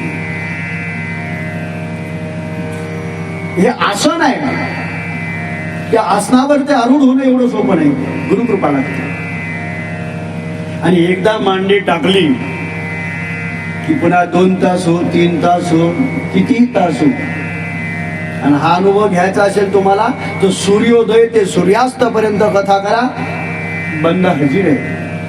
मी उठलो तर तुम्ही उठा, मी जर मांडी हलवली तर तुम्ही हलवा. मी हलवली का नाही ना, तुम्ही नका हलवा. पण तुम्ही तर बापा 84 आसनं करता. असं बसा, तसं बसा, असं बसा, कसंही बसा, फक्त झोपू नका. तुम्हाला आसनं बदलण्याला मुभा आहे. तुम्ही दुखून आले तर बदलू शकता. आम्हाला किती दुखले तरी पहिले प्रमाण बोललो, जया अंगी मोठे पण यातना कठीण. इथे बसल्यानंतर पहिल्यांदा आम्हाला आचरण करावं लागते. आणि आम्ही जर आचरण केलं तर मग तुम्ही कराल. आम्ही जर तांगड्या लांबून राहिलो तर मग तुम्ही म्हणता आपण झोपलं तर काय हरकत आहे. आम्ही जर गुळाचा खडा तोंडात टाकला, साखर तोंडात टाकली, लवंग, काही काही तर 72 असे पाहिले मी की कथा सांगणे सोडून. शुकाचार्य म्हणतात तंबाखू खाय उतर खाली. सोबत हे आसन सामान्य नव्हे, याची विडंबना करू नका. परमार्थ करणाऱ्यांनी ज्याच्या गळ्यात माळ आहे त्यांचे तंबाखू अजिबात खाऊ नये. इथे कथाकार, कीर्तनकार, गायनकार तंबाखा खातात, पचपच थुकतात. गिधाडी जात तंबाखू खाण्याची जगात गिधाडी जात. तुमच्या गावात कोणी खात नाही म्हणून म्हणतो. तुमच्या गावात कोणीच तंबाखू खात नाही. शुद्ध लोक आहेत तुमच्या गावातले. बायात अजिबात खात नाही. तो कठीण काम आहे बाबा. भाकरी आवडते मला, ज्वारीची भाकरी. एका घरी म्हटलं ताई पंक्तीत गेलो की तो स्वयंपाक, मधात पतली चपाती, बाजूला काठ जाडे, कधी भाजली कधी कच्ची. खाशील नाही तर काय करशील. भाज्या, कांदा त्याच्यात, लसूण त्याच्यात, मसाला मारा. बिचारी दोष आहे. सप्त्यात कांदा लसूण खाऊ नये. सगळ्यांनीच खाऊ नये. मोठ्या स्वयंपाकातही सुद्धा लसूण कांदा टाकू नये, घालू नये. हे कोण सांगेल? जो खात नाही तो. पण जो खात नाही तो सांगतोही तरी त्याच्या पुढे येते भाजी कोणती? लसण, मसाला, कांदो, वांगो. वांग तर इतकं मांग लागलं. वांग वय मांग, वांग वय मांग. काही पदार्थ दूषित सांगितले सप्ताहात, चातुर्मासात त्याचा स्वीकार करू नये. आणि म्हणून बहुतेक माझं जे काही भोजन असते ते एकाच घरी असते. आणि तेच ठीक आहे मला असं वाटतं. इथून पुढे आणखीन पुन्हा मला जे आहे ते करावं लागेल. त्याच्यावर हाताने स्वयंपाक करायचो. हाताने स्वयंपाक करणं काही काही मग ते भोजनाच्या वेळेस आले, महाराज फार सुंदर स्वयंपाक करता तुम्ही, बसा जेवायला. बसला की माझंही तोच खाऊन घेतोय, घ्या डबल स्वयंपाक. गंभीर समस्या. एका ठिकाणी असावं, इकडे तिकडे का नाही. बाकीच्या पंक्ती आहेत त्या पंक्तीत का नाही, तर त्याच्यामध्ये असं नाही की वेगळे पदार्थ पाहिजे. पदार्थ तेच असावे. फक्त कांदा, लसण वगैरे हे राजस तामस पदार्थ त्याच्यात नसावे. म्हणून मी कदाचित मागं पुढे करतो दुसरीकडे जाण्याची. परंतु मग आम्हाला ऐकायला तर महाराज सगळ्यांसाठी स्वयंपाक असतो आणि तुम्ही जर आले नाही तर म्हणतात कथाकारच नाही, एवढं करून काय फायदा. मग सारखा चांगला स्वयंपाक करा ना. येतो ना मी, जास्त खात नाही ना मी काय दुर्वास थोडा आहे काही. 2 चपात्या व्यवस्थित करा, छोट्याशा वाटीमध्ये वरण आणि छोटीशी काही भाजी असली तर चालेल. ते बाकीचं देऊ नका ना. व्यवस्थित चांगलं द्या पण व्यवस्थित द्या. तुम्ही म्हणसाल इकडे बाहेर गावी चोचले करतो का, घरी येऊन चला आणि पहा घरी सुद्धा काय. जो घरी व्यवस्थित वागतो त्याला दारचंही सुद्धा व्यवस्थितच पाहिजे आणि असलं तरच मात्र आनंद येतो. नाही तर मग त्याच्यापेक्षा 7 दिवस उपास केलेले बरे. मस्त 7 दिवस उपास करायचे, चांगलं राहते आपलं पोटही सुद्धा आनंद निर्माण होतो. ओगावगाने विषयाला म्हणून टच केला, पिलू सोडून दिलं. आता तुमच्या लक्षात आलं नाही, या बाबाला लसण कांदा चालत नाही, मसाला चालत नाही, साधं जेवण पाहिजे. शिरो नाही, वडो नाही, भजो नाही, साधं जेवण. अगदी ज्वारीची भाकरी चालेल, बेसन चालेल, रोज चालते, चिंता करून काय. पण हे बाकीचं करून जर तुम्ही असं समोर ठेवसाल तर मग ते माझ्या तपश्चर्येत भंग. आणि आपण जर दुसऱ्याची तपश्चर्या भंग केली तर आपण त्याच्या दोषाचे अधिकारी बनत असतो. तरी मी विचारतो को नाही ना कांदा लसण, तोही हुशार असतो. नाही चांगला आहे, चाल द्या. त्याला वाटलं आता जर म्हटलं कांदा लसण आहे तर हा खात नाही, म्हणून जरा विनंतीपूर्वक हा अर्ज केला तुमच्या समोर. इथून पुढे जे झालं ते झालं. आता 2-3 दिवस 4 दिवस झालं ते झालं. पण आता इथून पुढे जरा समजदार आहे तुम्ही लोक. तसं काही नाही, तसं जायचे.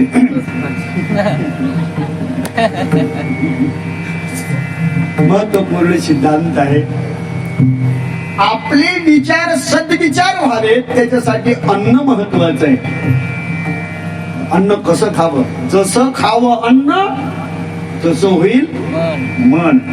आहार शुद्धी सांगितली, आहार शुद्धी. युक्त आहार विहार परमार्थ करताना युक्त मोजका आहार असावा. आसन शुद्धी असावी. जितासनो भागवत सांगते आपल्याला, भागवतामध्ये श्लोक आला, जितासनो. आसन जिंकलं पाहिजे माणसाने. एकदा बसला की सूर्योदय ते सूर्यास्त हाच आपला विषय होता. आसन जिंकलं पाहिजे. एकदा आसन ज्याला जिंकता आलं तपाला आरंभ करायला हरकत नाही. पण आसन जिंकणं फार सोपं आहे, सोपं नाही, फार कठीण आहे आसन जिंकणं. 40 मिनिटं जर मनुष्य एका आसनावर हलडोल न करता जर बसला 40 मिनिट सारखा जर बसला तर समजून जावं आपण आसन जिंकलं. ही सुरुवात प्रक्रिया आहे साधनेची. आणि साधना करण्यासाठी तर ध्यान करता करता मंत्र जप करता करता कधी कधी ध्यानही लागू शकतं. समाधीच्या दिशेने वाटचाल करू शकतो आपण. एकदा समाधी लागली की मग आसन मोडायचं कामच नाही. जितासनो, आसनावर विजय मिळवा. जित श्वासो, भागवतकार सांगतात श्वासावर विजय मिळवा. श्वासावर ते अशा प्रकारचा आपला ताबा असला पाहिजे. आपण सोडला श्वास तर सुटला गेला पाहिजे, घेतला तर म्हणजे प्राणायाम केला पाहिजे हा त्याचा अर्थ. दररोज प्राणायाम करा. एका नागपुडीमधून श्वास घ्यायचा, गायत्री मंत्र जपायचा, नंतर पुन्हा गायत्री मंत्र जपायचा, नंतर हा श्वास या नागपुडीने सोडून द्यायचा. करत चला. सुरुवातला 5 वेळ करा, नंतर 10 वेळ, नंतर 15 वेळ, वाढत वाढत चालू द्या. जित श्वास, श्वासावर ज्याने विजय मिळवला मग तो कधी समुद्रात बुडला तरी त्याने जर प्राणायाम सुरू केला, श्वास रोखून जर धरला तर कितीही सुद्धा दिवस तो पाण्यात राहू शकतो. दुर्योधनाजवळ ही कला होती. दुर्योधनाजवळ ही कला होती म्हणून तो शेवटी युद्ध करताना एका तळ्यामध्ये जाऊन डुबला आणि बस नंतर युद्ध आहे भीमासोबत. अशी भूमिका आहे.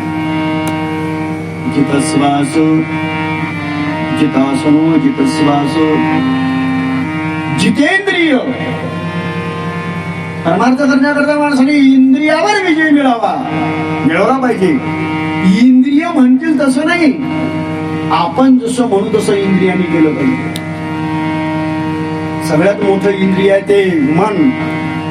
ते कथेमध्ये बसलं की म्हणजे चल घरी, चल घरी, चल घरी. आपण त्याला म्हणा हा विदेशान शांत राहा. ते तरी सुद्धा घाई करत लेकरासारखं नाही आई चाल घरी, नाही आई चाल घरी, चाल घरी. तुम्ही ऐकू दे ना बाबा, वर्षातून एकदा तर येते हा काळा मारुतीवर. ऐकू दे नाही चाल घरी, नाही चाल घरी. राहते जो त्याला चिमटा घेते आता दात लागते. जिता सोनो जित श्वास जितेंद्रिय. इंद्रिय जिंकला पाहिजे माणसाने. जो इंद्रियाला जिंकतो, इंद्रियाने म्हटलं चला बाहेर जायचं तर नाही तिथं सांग, इंद्रियावर तेव्हा मात्र परमार्थाच्या दिशेने आपली वाटचाल होईल. परमार्थाच्या दिशेने एवढं केल्यावर परमार्थाच्या दिशेने वाटचाल होईल. शक्य नाही, त्या गोष्टी फार कठीण आहे. प्रापंचिक जीवाला तर अजिबात शक्य नाही. कुठं एका जागेवर बसणं का, एका जागेवर बसते तरी का माणूस थोडा इकडे बसला की उठला की चालला तिकडे, तुम्ही एका जागी नाही. पण साधना करायची असेल तर आपल्याला हे करावं लागेल, जिंकावं. परमार्थ करण्याकरता हा व्यवहारिक संसार जिंकावा लागेल. जिंकावा संसार येणे नावे तरी शूर. ही साधना आपल्याला ज्यांच्या सानिध्यात मिळते ते गुरु आहे. सर्वप्रथम तर आपण गुरुकडे जावं. पण ज्यावेळेस आपण गुरुकडे गेलो नाही ना, गुरुची तळमळ अंतःकरणामध्ये, गुरु भेटले पाहिजे, गुरु भेटले पाहिजे. काही तो स्वामी भेटेल, ती बिरडी भेटेल, जणोबाराय सांगतात. केव्हा भेटेल? गुरु मिळण्याची आशा करत राहा जीवनामध्ये. ज्या दिवशी तुमच्या जीवनात परिपक्वता येईल, त्या दिवशी तुमच्या जीवनामध्ये परिपक्वता येईल, त्या दिवशी तुम्हाला गुरु शोधायला जाण्याची गरज नाही. आपोआप गुरु तुमच्याकडे चालत येतील गुरुराजे पहायासी निर्मळ मंदिर माझे, येतील गुरुराजे. तेव्हा आस लागली पाहिजे, इच्छा निर्माण झाली पाहिजे. मला गुरु भेटले पाहिजे, मला गुरुदेव भेटले पाहिजे. अगोदर इच्छा करा. एक दिवस गुरुदेव प्रसन्न होतील आणि आपहून आपल्याकडे येतील. सांगत असतो,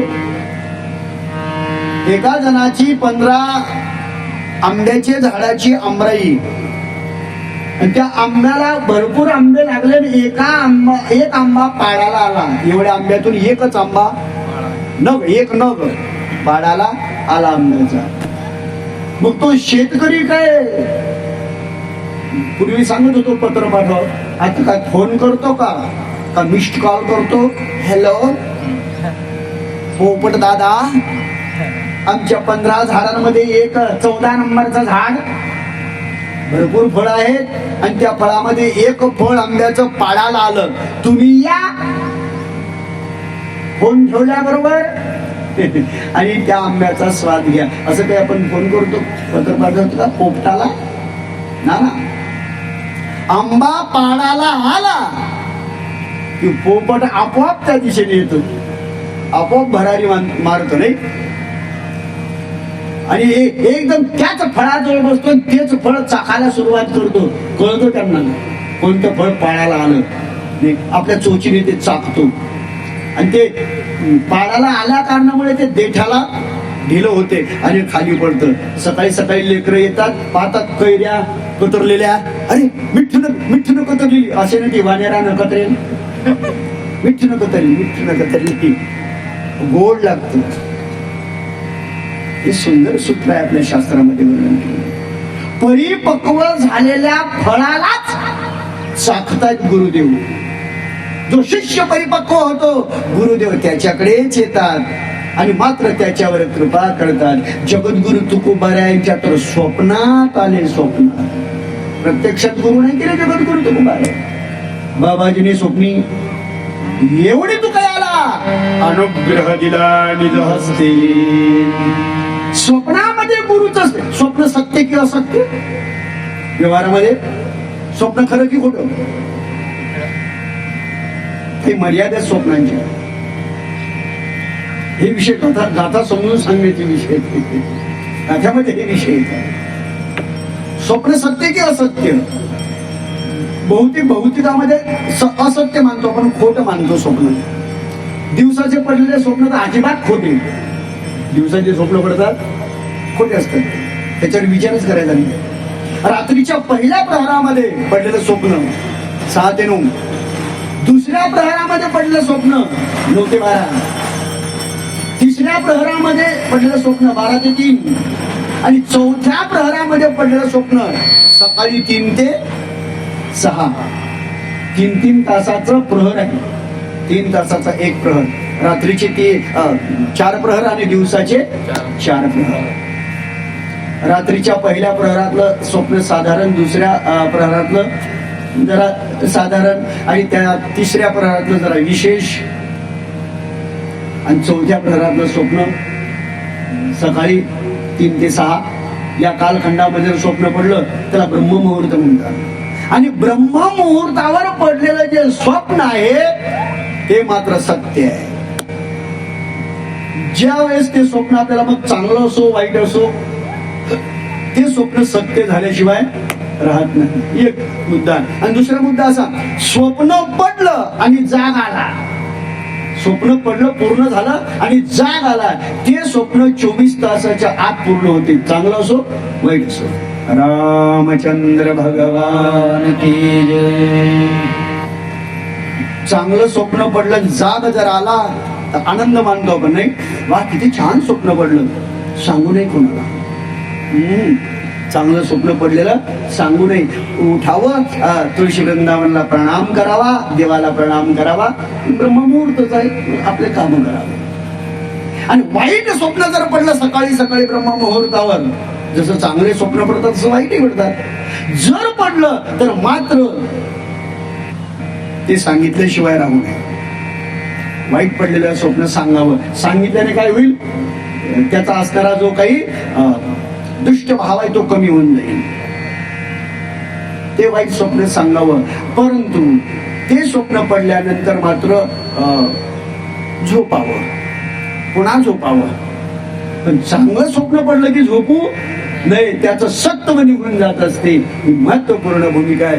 सद्गुरु तुकोबारायांना ब्रह्ममुहूर्तावरती स्वप्न पडलं, बाबाजी संत महात्मा आले आणि अनुग्रह दिला, मंत्र दिला, राम कृष्ण हरी. स्वप्नामध्ये मंत्र मिळाला, गुरुमंत्र मिळाला, राम कृष्ण हरी, राम कृष्ण हरी, विठ्ठल केशवा. मंत्र हा जपावा सर्व काळ. वारकरी संप्रदायाचा मूळ मंत्र आहे. रामकृष्ण हरी मंत्र म्हणायचा, काय चिंता करण्याची आवश्यकता नाही. राम कृष्ण हरी जय जय राम कृष्ण हरी बोला. राम कृष्ण हरी जय जय राम कृष्ण हरी. राम कृष्ण हरी जय जय राम कृष्ण हरी. राम कृष्ण हरी जय जय राम कृष्ण हरी. राम कृष्ण हरी जय जय राम कृष्ण हरी. राम कृष्ण हरी जय जय राम कृष्ण हरी. हरे राम कृष्ण हरी जय जय राम कृष्ण हरे. राम कृष्ण हरी जय जय राम कृष्ण हरे.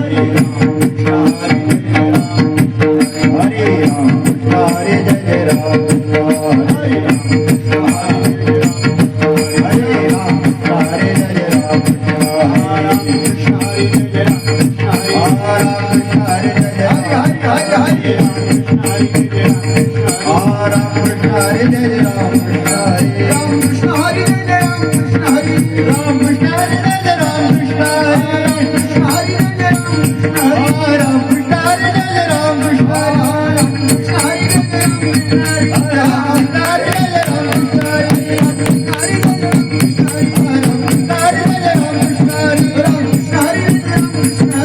कृष्ण हरी जय जय राम कृष्ण हरे.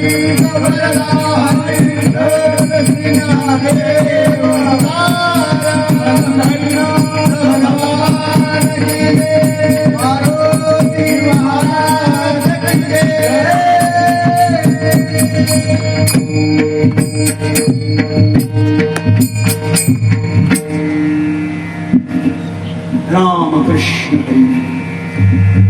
पुढे चिंतन येईल हा मंत्र कसा तयार झाला. राम माहित आहे, कृष्ण माहित आहे, हरी माहित आहे, पण हा मंत्र त्याची शृंखला कशी बनली, हे तिन्ही नाव एकात आले कसे, रामायणातच आहे. ते पुढे चिंतनाला येईल आपल्या. भगवान शिवजी म्हणतात देवी पार्वती हे सर्व सूत्र ज्ञान आपल्याला सद्गुरूच्या जवळ प्राप्त होते. म्हणून सद्गुरूकडे जावं किंबहुना आपण परिपक्व व्हावं, आपली पूर्ण तयारी व्हावी. आणि पूर्ण तयारी झाली की मग गुरु आपल्याकडे येतात. बोलावल्यावर तर येतीलच, पण न बोलवता गुरु आले पाहिजे, न बोलवता संत आपल्या घरी आले पाहिजे. मग जीवनामध्ये आनंद, मग त्याची आपण आराधना केली पाहिजे, म्हणजे सेवा केली पाहिजे. गुरुकडे गेल्यानंतर 4 प्रकारची सेवा आहे. गुरुची 4 प्रकाराने सेवा करावी. मर्यादा पुरुषोत्तम भगवान श्रीरामचंद्र प्रभू वशिष्ठ महाराजांच्याकडे गेले. दारामध्ये उभे आहेत, लख प्रकाश पडला. गुरुदेवाने विचार केला, वा आज कोण आहेत माझ्या दारामध्ये. अंतर्ज्ञानी गुरुदेव होते, सामान्य नव्हते. त्यांनी पाहिलं, वा एक शेष आहे आणि दुसरा विशेष आहे. एक राम आहे आणि एक लक्ष्मण आहे. इथे लक्ष्मण कोण आहे? शेष आहे. लक्ष्मण कोण? शेषाचा अवतार. जो शेष आहे ना, शेष नारायण जे शयन करतात भगवान विष्णू, तो शेषाचा अवतार म्हणजे लक्ष्मण. एक शेष आहे आणि दुसरा विशेष आहे. विशेष कोण? जो शेषावर शयन करतो तो विशेष. वा. आणि ज्या दिवशी गुरुच्या दारामध्ये, गुरुच्या प्रणांगणामध्ये शेष आणि विशेष येतील, त्या दिवशी गुरुच्या जीवनातली पूर्णता, गुरुचं जीवन तेव्हा पूर्ण होईल की ज्याच्या दारामध्ये शेष आणि विशेष येतील. म्हणजे भगवान परमात्मा प्रत्यक्षात शिष्य बनण्याकरता येतील, त्या दिवशी त्याचं जीवन यथार्थ बनेल गुरुचं. म्हणून शिष्य सामान्य नव्हे. तिथे शिष्यांचा स्वीकार करावा, गुरुने आपला स्वीकार करावा. याच्यासाठी काय करावं लागेल? समिधा. समिधा म्हणजे आंब्याच्या काड्या, वडाच्या काड्या. काड्या म्हणूनही समिधा म्हणावं त्यांना. कारण गुरुदेव सकाळी सकाळी यज्ञ करतात ना, होम हवन, सूर्योदयाला यज्ञ करत असतात. मग त्यांना समिधा लागतात. रानातल्या त्या रानशिन्या गौऱ्या नाही का, खापलेल्या नाही, रानात सापडतात त्या. गाईच्या शेणापासून निर्माण झालेली ती रानशिणी गौरी, ती घ्यावी. होम हवनाला त्याचं अस्तित्व यथार्थ आहे. आणि या समिधा घ्याव्यात. शुद्ध समिधा घेऊन आपण गुरुकडे जावं, उभं राहावं. गुरुने पाहिलं हे तर शिष्य होण्याकरता आले, पण एक शेष आणि एक विशेष आहे. हे प्रत्यक्षात परब्रह्म माझ्या दारात आहे. आणि देवाला शिष्य बनवणं हा काय आपला अधिकार आहे का? पण देव आले ना गुरु करण्याकरता, स्वागत केलं भगवंताचं, आसनस्थ केलं. पण भगवान म्हणतात, प्रभू आम्ही तुमचे शिष्य होण्याकरता आलो, आम्ही आसनस्थ नाही होणार, आम्ही तर तुमच्या चरणाजवळ. त्या समिधा ठेवल्या, गुरुदेवाला प्रणाम केला आणि गुरुदेवाच्या समोर बसले राम लक्ष्मणजी. आमचा स्वीकार करा गुरुदेव, विनम्रता. आम्ही आपल्याकडे शिष्यत्व पत्करण्याकरता आलो गुरुदेव, आमचा स्वीकार करा. गुरुदेवाने त्यांचा स्वीकार केला. गुरुदेवाने जे दिलेलं ज्ञान आहे ते ज्ञान गुरुच्या घरी गेल्यानंतर खऱ्या अर्थाने प्राप्त होते. गुरुच्या घरी जावं, गुरुचं घर कसं, गुरुचं अंगण कसं, गुरु राहतात तो परिसर कसा, गुरुचा दरवाजा कसा, गुरुच्या घराची खिडकी, अरे बाप रे बाप, सखोल चिंतन आहे. पण चला, जशी भगवंताची इच्छा, एवढं वर्णन करायला नाही मला वेळ.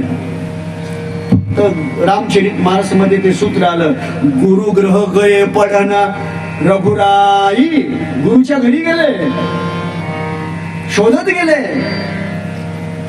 आणि गुरुने दिलेली जी विद्या, गुरुने दिलेले जे ज्ञान आहे, अल्पकाल सब विद्याई, अल्पकालामध्ये गुरुने शिकवलेलं जे ज्ञान आहे, एकदा सांगितलं की ग्रहण होणे, एकदा श्लोक सांगितलं की तो पुन्हा पाठ करण्याची आवश्यकता नाही. निष्ठा श्रवणाने पाठांतर होत होतं, तर वाचलेल्याने ग्रंथ कृपा होत होती. अशी भूमिका आहे. अल्पकालामध्ये भगवान परमात्म्याने ती सर्व विद्या हस्तगत केली. तिथे असणारी वेद विद्या, भगवंताच्या अवताराचं महात्म्य, धनुष्य विद्या, त्याला धनुर्विद्या असं म्हणतात. भगवान परमात्म्याने 14 विद्या 64 कला अल्प कालावधीमध्ये 64 दिवसात आपल्या केल्या. आम्हाला 4-4 वर्ष राहावं लागलं संस्थेमध्ये, सेगावला, आळंदीला. आणि नंतर कुठं त्याचं चिंतन केल्यानंतर मधुकरी मागून आणलेलं जे अन्न आहे ते खाल्ल्यानंतर जीवनामध्ये मिळणारा आनंद आहे हा. आज गुरुग्रहाच्या सानिध्यातलं सूत्र जीवनाच्या सानिध्यामध्ये आहे, म्हणून ह्या गोष्टी आहेत. आणि शिकायला मिळतं, गुरुग्रही शिकायला मिळतं. ज्या ज्या संतांचा आश्रय जीवनामध्ये करा ते आपल्या अनुभवाला मिळतं. बोधीबाबाच्या पाठात बसल्यानंतर तिथं आम्हाला सांगायचे, सगळ्यांनाच सांगायची, बोधीबाबा, अरे जोपर्यंत तुम्ही साधक आहात आणि मधुकरी मागण्याकरता जाताना, तर तुम्हाला आता सध्याच्या परिस्थितीत कोणी मधुकरी सुद्धा व्यवस्थित देणार नाही, मधुकरी देणार नाही. मला बाबाची आठवण झाली आज. पण एक लक्षात घ्या मुलांनो, ज्या दिवशी तुम्ही कीर्तनकार प्रवचनकार होसाल ना, त्या दिवशी लोक तुम्हाला पूर्णाच्या पोळ्या खाऊ घालतील. त्यांचे शब्द आज खरे व्हायला लागले. काय भूमिका आहे? संत वचन आहे ते, संतांचं अस्तित्व आहे ते. आज लोक तुम्हाला विचारणार नाही, पण अधिकार प्राप्त झाला रे झाला, माऊलीची कृपा झाली रे झाली, गुरु कृपा झाली रे झाली, हे मग तुम्हाला जे जया पाहिजे ते आहे. चला, संतांचा आशीर्वाद आहे आणि संतांची कृपा आहे, त्यांच्या माध्यमातून जे सर्व या ठिकाणी अनुभूतीला येतं. मात्र तसं आचारसंहिता ठेवावं लागते, मग जीवनामध्ये आनंद. भगवान परमात्मा गुरुगृही जाऊन सुंदर प्रकारची विद्या कला अनुभवाला आणतायत. आणि नंतर मात्र गुरुच्या सानिध्यात वास्तव्य परिपूर्ण झाल्यानंतर गुरुदेवाने सांगितलं, शिष्यांनो, आता तुमचं ज्ञान, तुमची विद्या, तुमचं सर्वस्व परिपूर्ण झालं, आता आपण स्वगृही जाऊ शकता. गुरुने आज्ञा दिली, स्वगृही जा. संस्थेमध्ये गेल्यानंतर ते आज्ञा देतात, आता तुम्ही जाऊ शकता. मग आपण विचारावं, गुरुदेव कोणता मार्ग स्वीकारू, कोणता आश्रम स्वीकारू? मग त्यावेळेस ते सांगतील तो आश्रम स्वीकारायचा. योग्य अधिकारी शिष्य पाहून ते त्याला सांगतात, तू गृहस्थ आश्रम स्वीकार, तू संन्यासी आश्रम स्वीकार, तू ब्रह्मचर्य आश्रम स्वीकार. व त्यांनी आज्ञा दिली तो आश्रम स्वीकारावा. त्यांनी सांगितलं लग्न करा, घरी येऊन लग्न करा. त्यांनी सांगितलं संन्यास घ्या, काशीला जा, परत यायचं नाही. हे गुरु आज्ञा. तिथून सुटल्यानंतरच अस्तित्व आहे. पण ते अधिकार परत आपल्याला मार्ग दाखवतात. अधिकार वैसा दागीला मार्ग, या न्यायाने ते आपल्याला सांगतात त्या दिशेने वाटचाल करायची असते. अशा प्रकारचं तत्व प्रभू रामचंद्रजी म्हणतात, गुरुदेव आपल्या आज्ञेने आम्ही घरी जाऊ, पण गुरुदक्षिणा काय हवं ते सांगा. त्यावेळेस गुरुदेव म्हणतात, हे राम, हे लक्ष्मणा, हे भरत शत्रुघ्ना, अरे मला तुमच्याकडनं गुरुदक्षिणा अगोदरच मिळाली. म्हणजे ज्या दिवशी तुम्ही माझे शिष्य झाले, देव ज्या दिवशी शिष्य होतो त्या दिवशी गुरुला खऱ्या अर्थाने दक्षिणा मिळते. शिष्याची जोने घे सेवा, मानी देवा सारी घे. शिष्य शिष्य नाही, शिष्यही देवच असतो. म्हणून गुरुने शिष्याची सेवा करावी आणि शिष्याने गुरुची सेवा तर करावीच करावी. 4 प्रकाराने, तन, मन, धन आणि वाणी. तन म्हणजे शरीर, शरीराने गुरुची सेवा करावी. मग शरीराने सेवा कशी? गुरुचा जर आश्रम असेल तर तो आश्रम स्वच्छ ठेवावा, झाडून झुडून, सडा संमार्जन करून, रांगोळी घालून. आश्रमामध्ये सुंदर झाड झुडुपं जर असतील तर त्या झाडाला पाणी देणे. पर्णकुटी असेल ती जर जीर्ण झाली असेल तर ती नवीन तयार करून देणे. येणाऱ्या जणांची सेवा. गायी जर असतील, गौरक्षण असेल तर त्या गायीची सेवा करणे. ही सेवा आहे. तनाने, तन म्हणजे शरीराने केलेली सेवा. तन मन, मनाने सेवा करा. आपण गुरुच्या सानिध्यात आश्रमात जर राहत नसाल तर ज्या गावाला तुम्ही राहाल त्या गावाला राहा, परंतु गुरु ज्या गावाला राहतात त्या गावाकडे तोंड करा आणि गुरुचं स्मरण करा. घडली गुरु सेवा. तन मन धन, धनाने सुद्धा गुरुची सेवा करा. श्रीमंत जर शिष्य असेल गुरुचा तर त्याने गुरुला रेलचेल धन दिलं पाहिजे. गुरु ते स्वतःला वापर करत नाही. आश्रम असतो त्यांचा, त्यांचं गौरक्षण असते, त्यांची ती संस्था असते, तिथे ज्ञानार्जन केल्या जातं. म्हणून त्यांच्या करता लागणारा जो पैसा असतो गुरु कुठून आणणार आहे? त्याचं बरोबरी शिष्यच करणार आहे. म्हणून आश्रमाला द्यावं. ज्या मंदिराला जमीन आहे, ज्या मंदिराला कार्यकर्ते व्यवस्थित आहेत, तो परमार्थ चालतो. तिथे नाही दिलं तरी चालेल, कारण आहे. पण गावाच्या बाहेरचा बिचारा जागृत करा मारुती, त्याला काहीच नाही. तो माझ्यासारखाच आहे, मलाही काहीच नाही तर त्यालाही काही नाही. जमीन नाही, जुमला नाही, नोकरी त्याला नाही तर मलाही नाही. असा जो आहे काय, मग ज्याला नाही त्याला दिलं पाहिजे. इथे वर्गणी दिली पाहिजे. देतात ना लोक. मागच्या वर्षीपासून मी पाहून राहिलो डोळ्यानं. मागच्या वर्षी डोळ्यानं बघितलं, आताही डोळ्यानं पाहून राहिलो. ठीक आहे. हो, मन स्वच्छ ठेवा, निर्मळ मन करा. मनात कोणताच विकार येऊ देऊ नका. आपण हनुमंतरायाचं कार्य करतो, देवाचं कार्य करतो. देवाचं कार्य करण्याकरता लाज, भय, शंका दुरावीला, मान, जातीवाद बाजूला करा, राजकारण बाजूला करा. आणि आपला परमात्मा जसा जोमाने सुरू झाला ना तसा जोमानेच चालू राहू द्या. मंद गती येऊ देऊ नका. परमार्थाला मंद गती येऊ देऊ नका. 4 दिवस झाले मी पाहून राहिलो. मागच्या वर्षी पहिल्याच दिवशी याच्यापेक्षा जास्त लोक होते. पहिल्याच दिवशी पहिल्याच सत्रामध्ये याच्यापेक्षा जास्त लोक होते. आता 4था दिवस झाल्यावर एवढे झाले. मन प्रसन्न, मन करारे प्रसन्न, सकळ सिद्धीचे कारण. जर परमार्थ करायचा असेल तर काही कोणाच्या विषयी द्वेष मनात काही गोष्टी असतील तरी बाजूला करा. देवा करता तुमचा वैयक्तिक विचार जो असेल तो, पण आनंद मिळाला पाहिजे. आम्हाला तर एक नजर टाकली की कळतं, कारण आम्ही अर्ध्या रात्री झालेले साधू नाही. ठोकरात लागू लागू मी जमाव म्हणून नजर टाकली की समजते की यावर्षी काऊन सोप पडली, यावर्षी असं का, असं का नाही. महाराज लग्न आहे, तुम्ही कितीही पॉलिशी करा, जमो कोणी अंदर की बात खुश तुम्ही आहे असेल ते बाजूला सारा आणि मोकळ्या मनाने परमार्थ करत चला. जीवनात आनंद प्राप्त होईल. नाही तर मग तो काळा मारुती आणि तुम्ही आपल्या कानाला हात आहे. आनंद करा जीवनामध्ये, आनंद द्या, आनंद घ्या. तर मन धन, धनाची आवश्यकता परमार्थासाठी आहे. आपल्याकडे असेल तर अवश्य द्यायचं, नसेल तर देऊ नका ना. फुल ठेवा ना, चालेल. हनुमंत पाहून घेतील याचं किती आणि काय आहे. तर एका गद्यात तर बँकेतलं काढीन तो. हा नाही महाराज आमच्याकडे काहीच नाही बाबा. 2 हस्तकड 3 मस्त बसत डोक्यातच. भूमिका महत्वपूर्ण आहे. हे हनुमंताचं कार्य माझं नाही किंवा माझ्या बापदाद्याचं नाही, तुमच्याही बापदाद्याचं नाही, आपल्या सगळ्याच्या बापदाद्याचं आहे. त्याचा कार्यभाग आहे, त्याचा कार्यक्रम आहे हा. व्यवस्थितपणाने पार पाडा. आपल्याला धक्का लागणार नाही ही गॅरंटी, काही चिंता करण्याची आवश्यकता नाही. त्या हनुमंत बाबाची गॅरंटी, तो करेल. आपण फक्त मन स्वच्छ करा, निर्मळ करा, भीती मनातली काढून टाका आणि परमार्थाला लागा. जीवनात आनंद प्राप्त होईल. हेवे दावे असतील ते बाजूला करा. आणखी काय सांगू, जीवनातलं अस्तित्व जे आहे ते अनुभवाचे बोल बोलतो या ठिकाणी. म्हणून परमार्थ शुद्ध करा, पवित्र करा. जीवनात आनंद आल्याशिवाय राहणार नाही. परमार्थ करपला नाही पाहिजे. करपणं समजते ना, करपला नाही पाहिजे. भाकरीला असा पोपडाच आला पाहिजे रे. त्यावर टाकली पोपडा बरोबर बरोबर. पातळ पोपडा, रट नाही, पातळ पोपडा. तोंडात घास टाकला की नरम.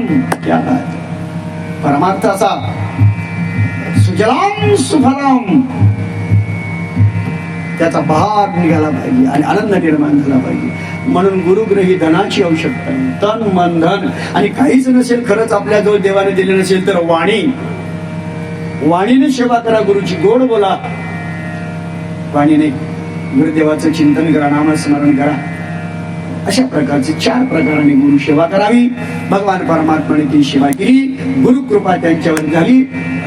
गुरुकृपा ही केवलम शिष्यस्ते परम मंगलम. सर्व विद्याचं अस्तित्व गुरुदेवाने आशीर्वाद दिले, प्रभूंनी प्रणाम केला आणि आपल्या गुरुला सोबत घेऊन भगवान परमात्मा पुन्हा परत अयोध्येच्या सानिध्यात आले. मातांनी, प्रत्येकांच्या मातांनी त्यांचं स्वागत केलं आणि त्यांना घरात प्रवेश दिला. आनंद वातावरण. गुरुही सुद्धा काही दिवस त्या ठिकाणी थांबले. आता इथे यांना आपण मुक्कामीच ठेवू, बरोबर आहे.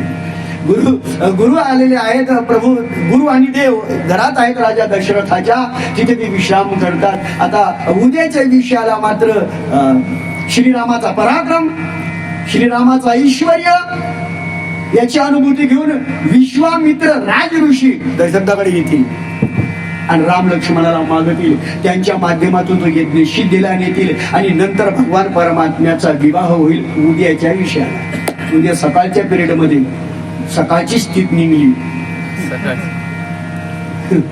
उद्या सकाळी म्हणजे सकाळच्या पिरियड मध्ये देवाचं लग्न लागेल. जसं तुम्ही करत असता तसं करा. देव कोणाचा नातेवाईक असेल तर आहेर घेऊन ये जा, काही आंदन धामन घेऊन ये जा, ठीक आहे. आणि आनंद करायचा आपल्याला. जसं आपण मागच्या वर्षी केलं तशा प्रकारे जसं तुम्हाला सुचल तसं करा बाबा, पण करा. उद्या देवाचा विवाह सोहळा आहे, आनंदाने पार पाडायचा आहे. आणि सकाळचा आनंद, दुपारपासून मग उत्तरार्ध सुरू होईल, दुःखाचा परिहार ते सुद्धा आपल्याला श्रवण करायचंय. आनंद भोगायचा आहे उद्याच्या दिवशीला. सकाळच्या पिरियड मध्ये लग्न म्हटलं की आनंदच असतो, नाही का? लग्न म्हटलं की आनंदच असतो.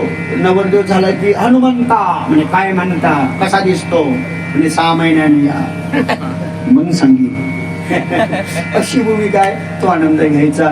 झालेली सेवा प्रभूचरणी समर्पित करू. सेवेला पूर्णविराम. हाताने टाळी, मुखाने नामस्मरण करा.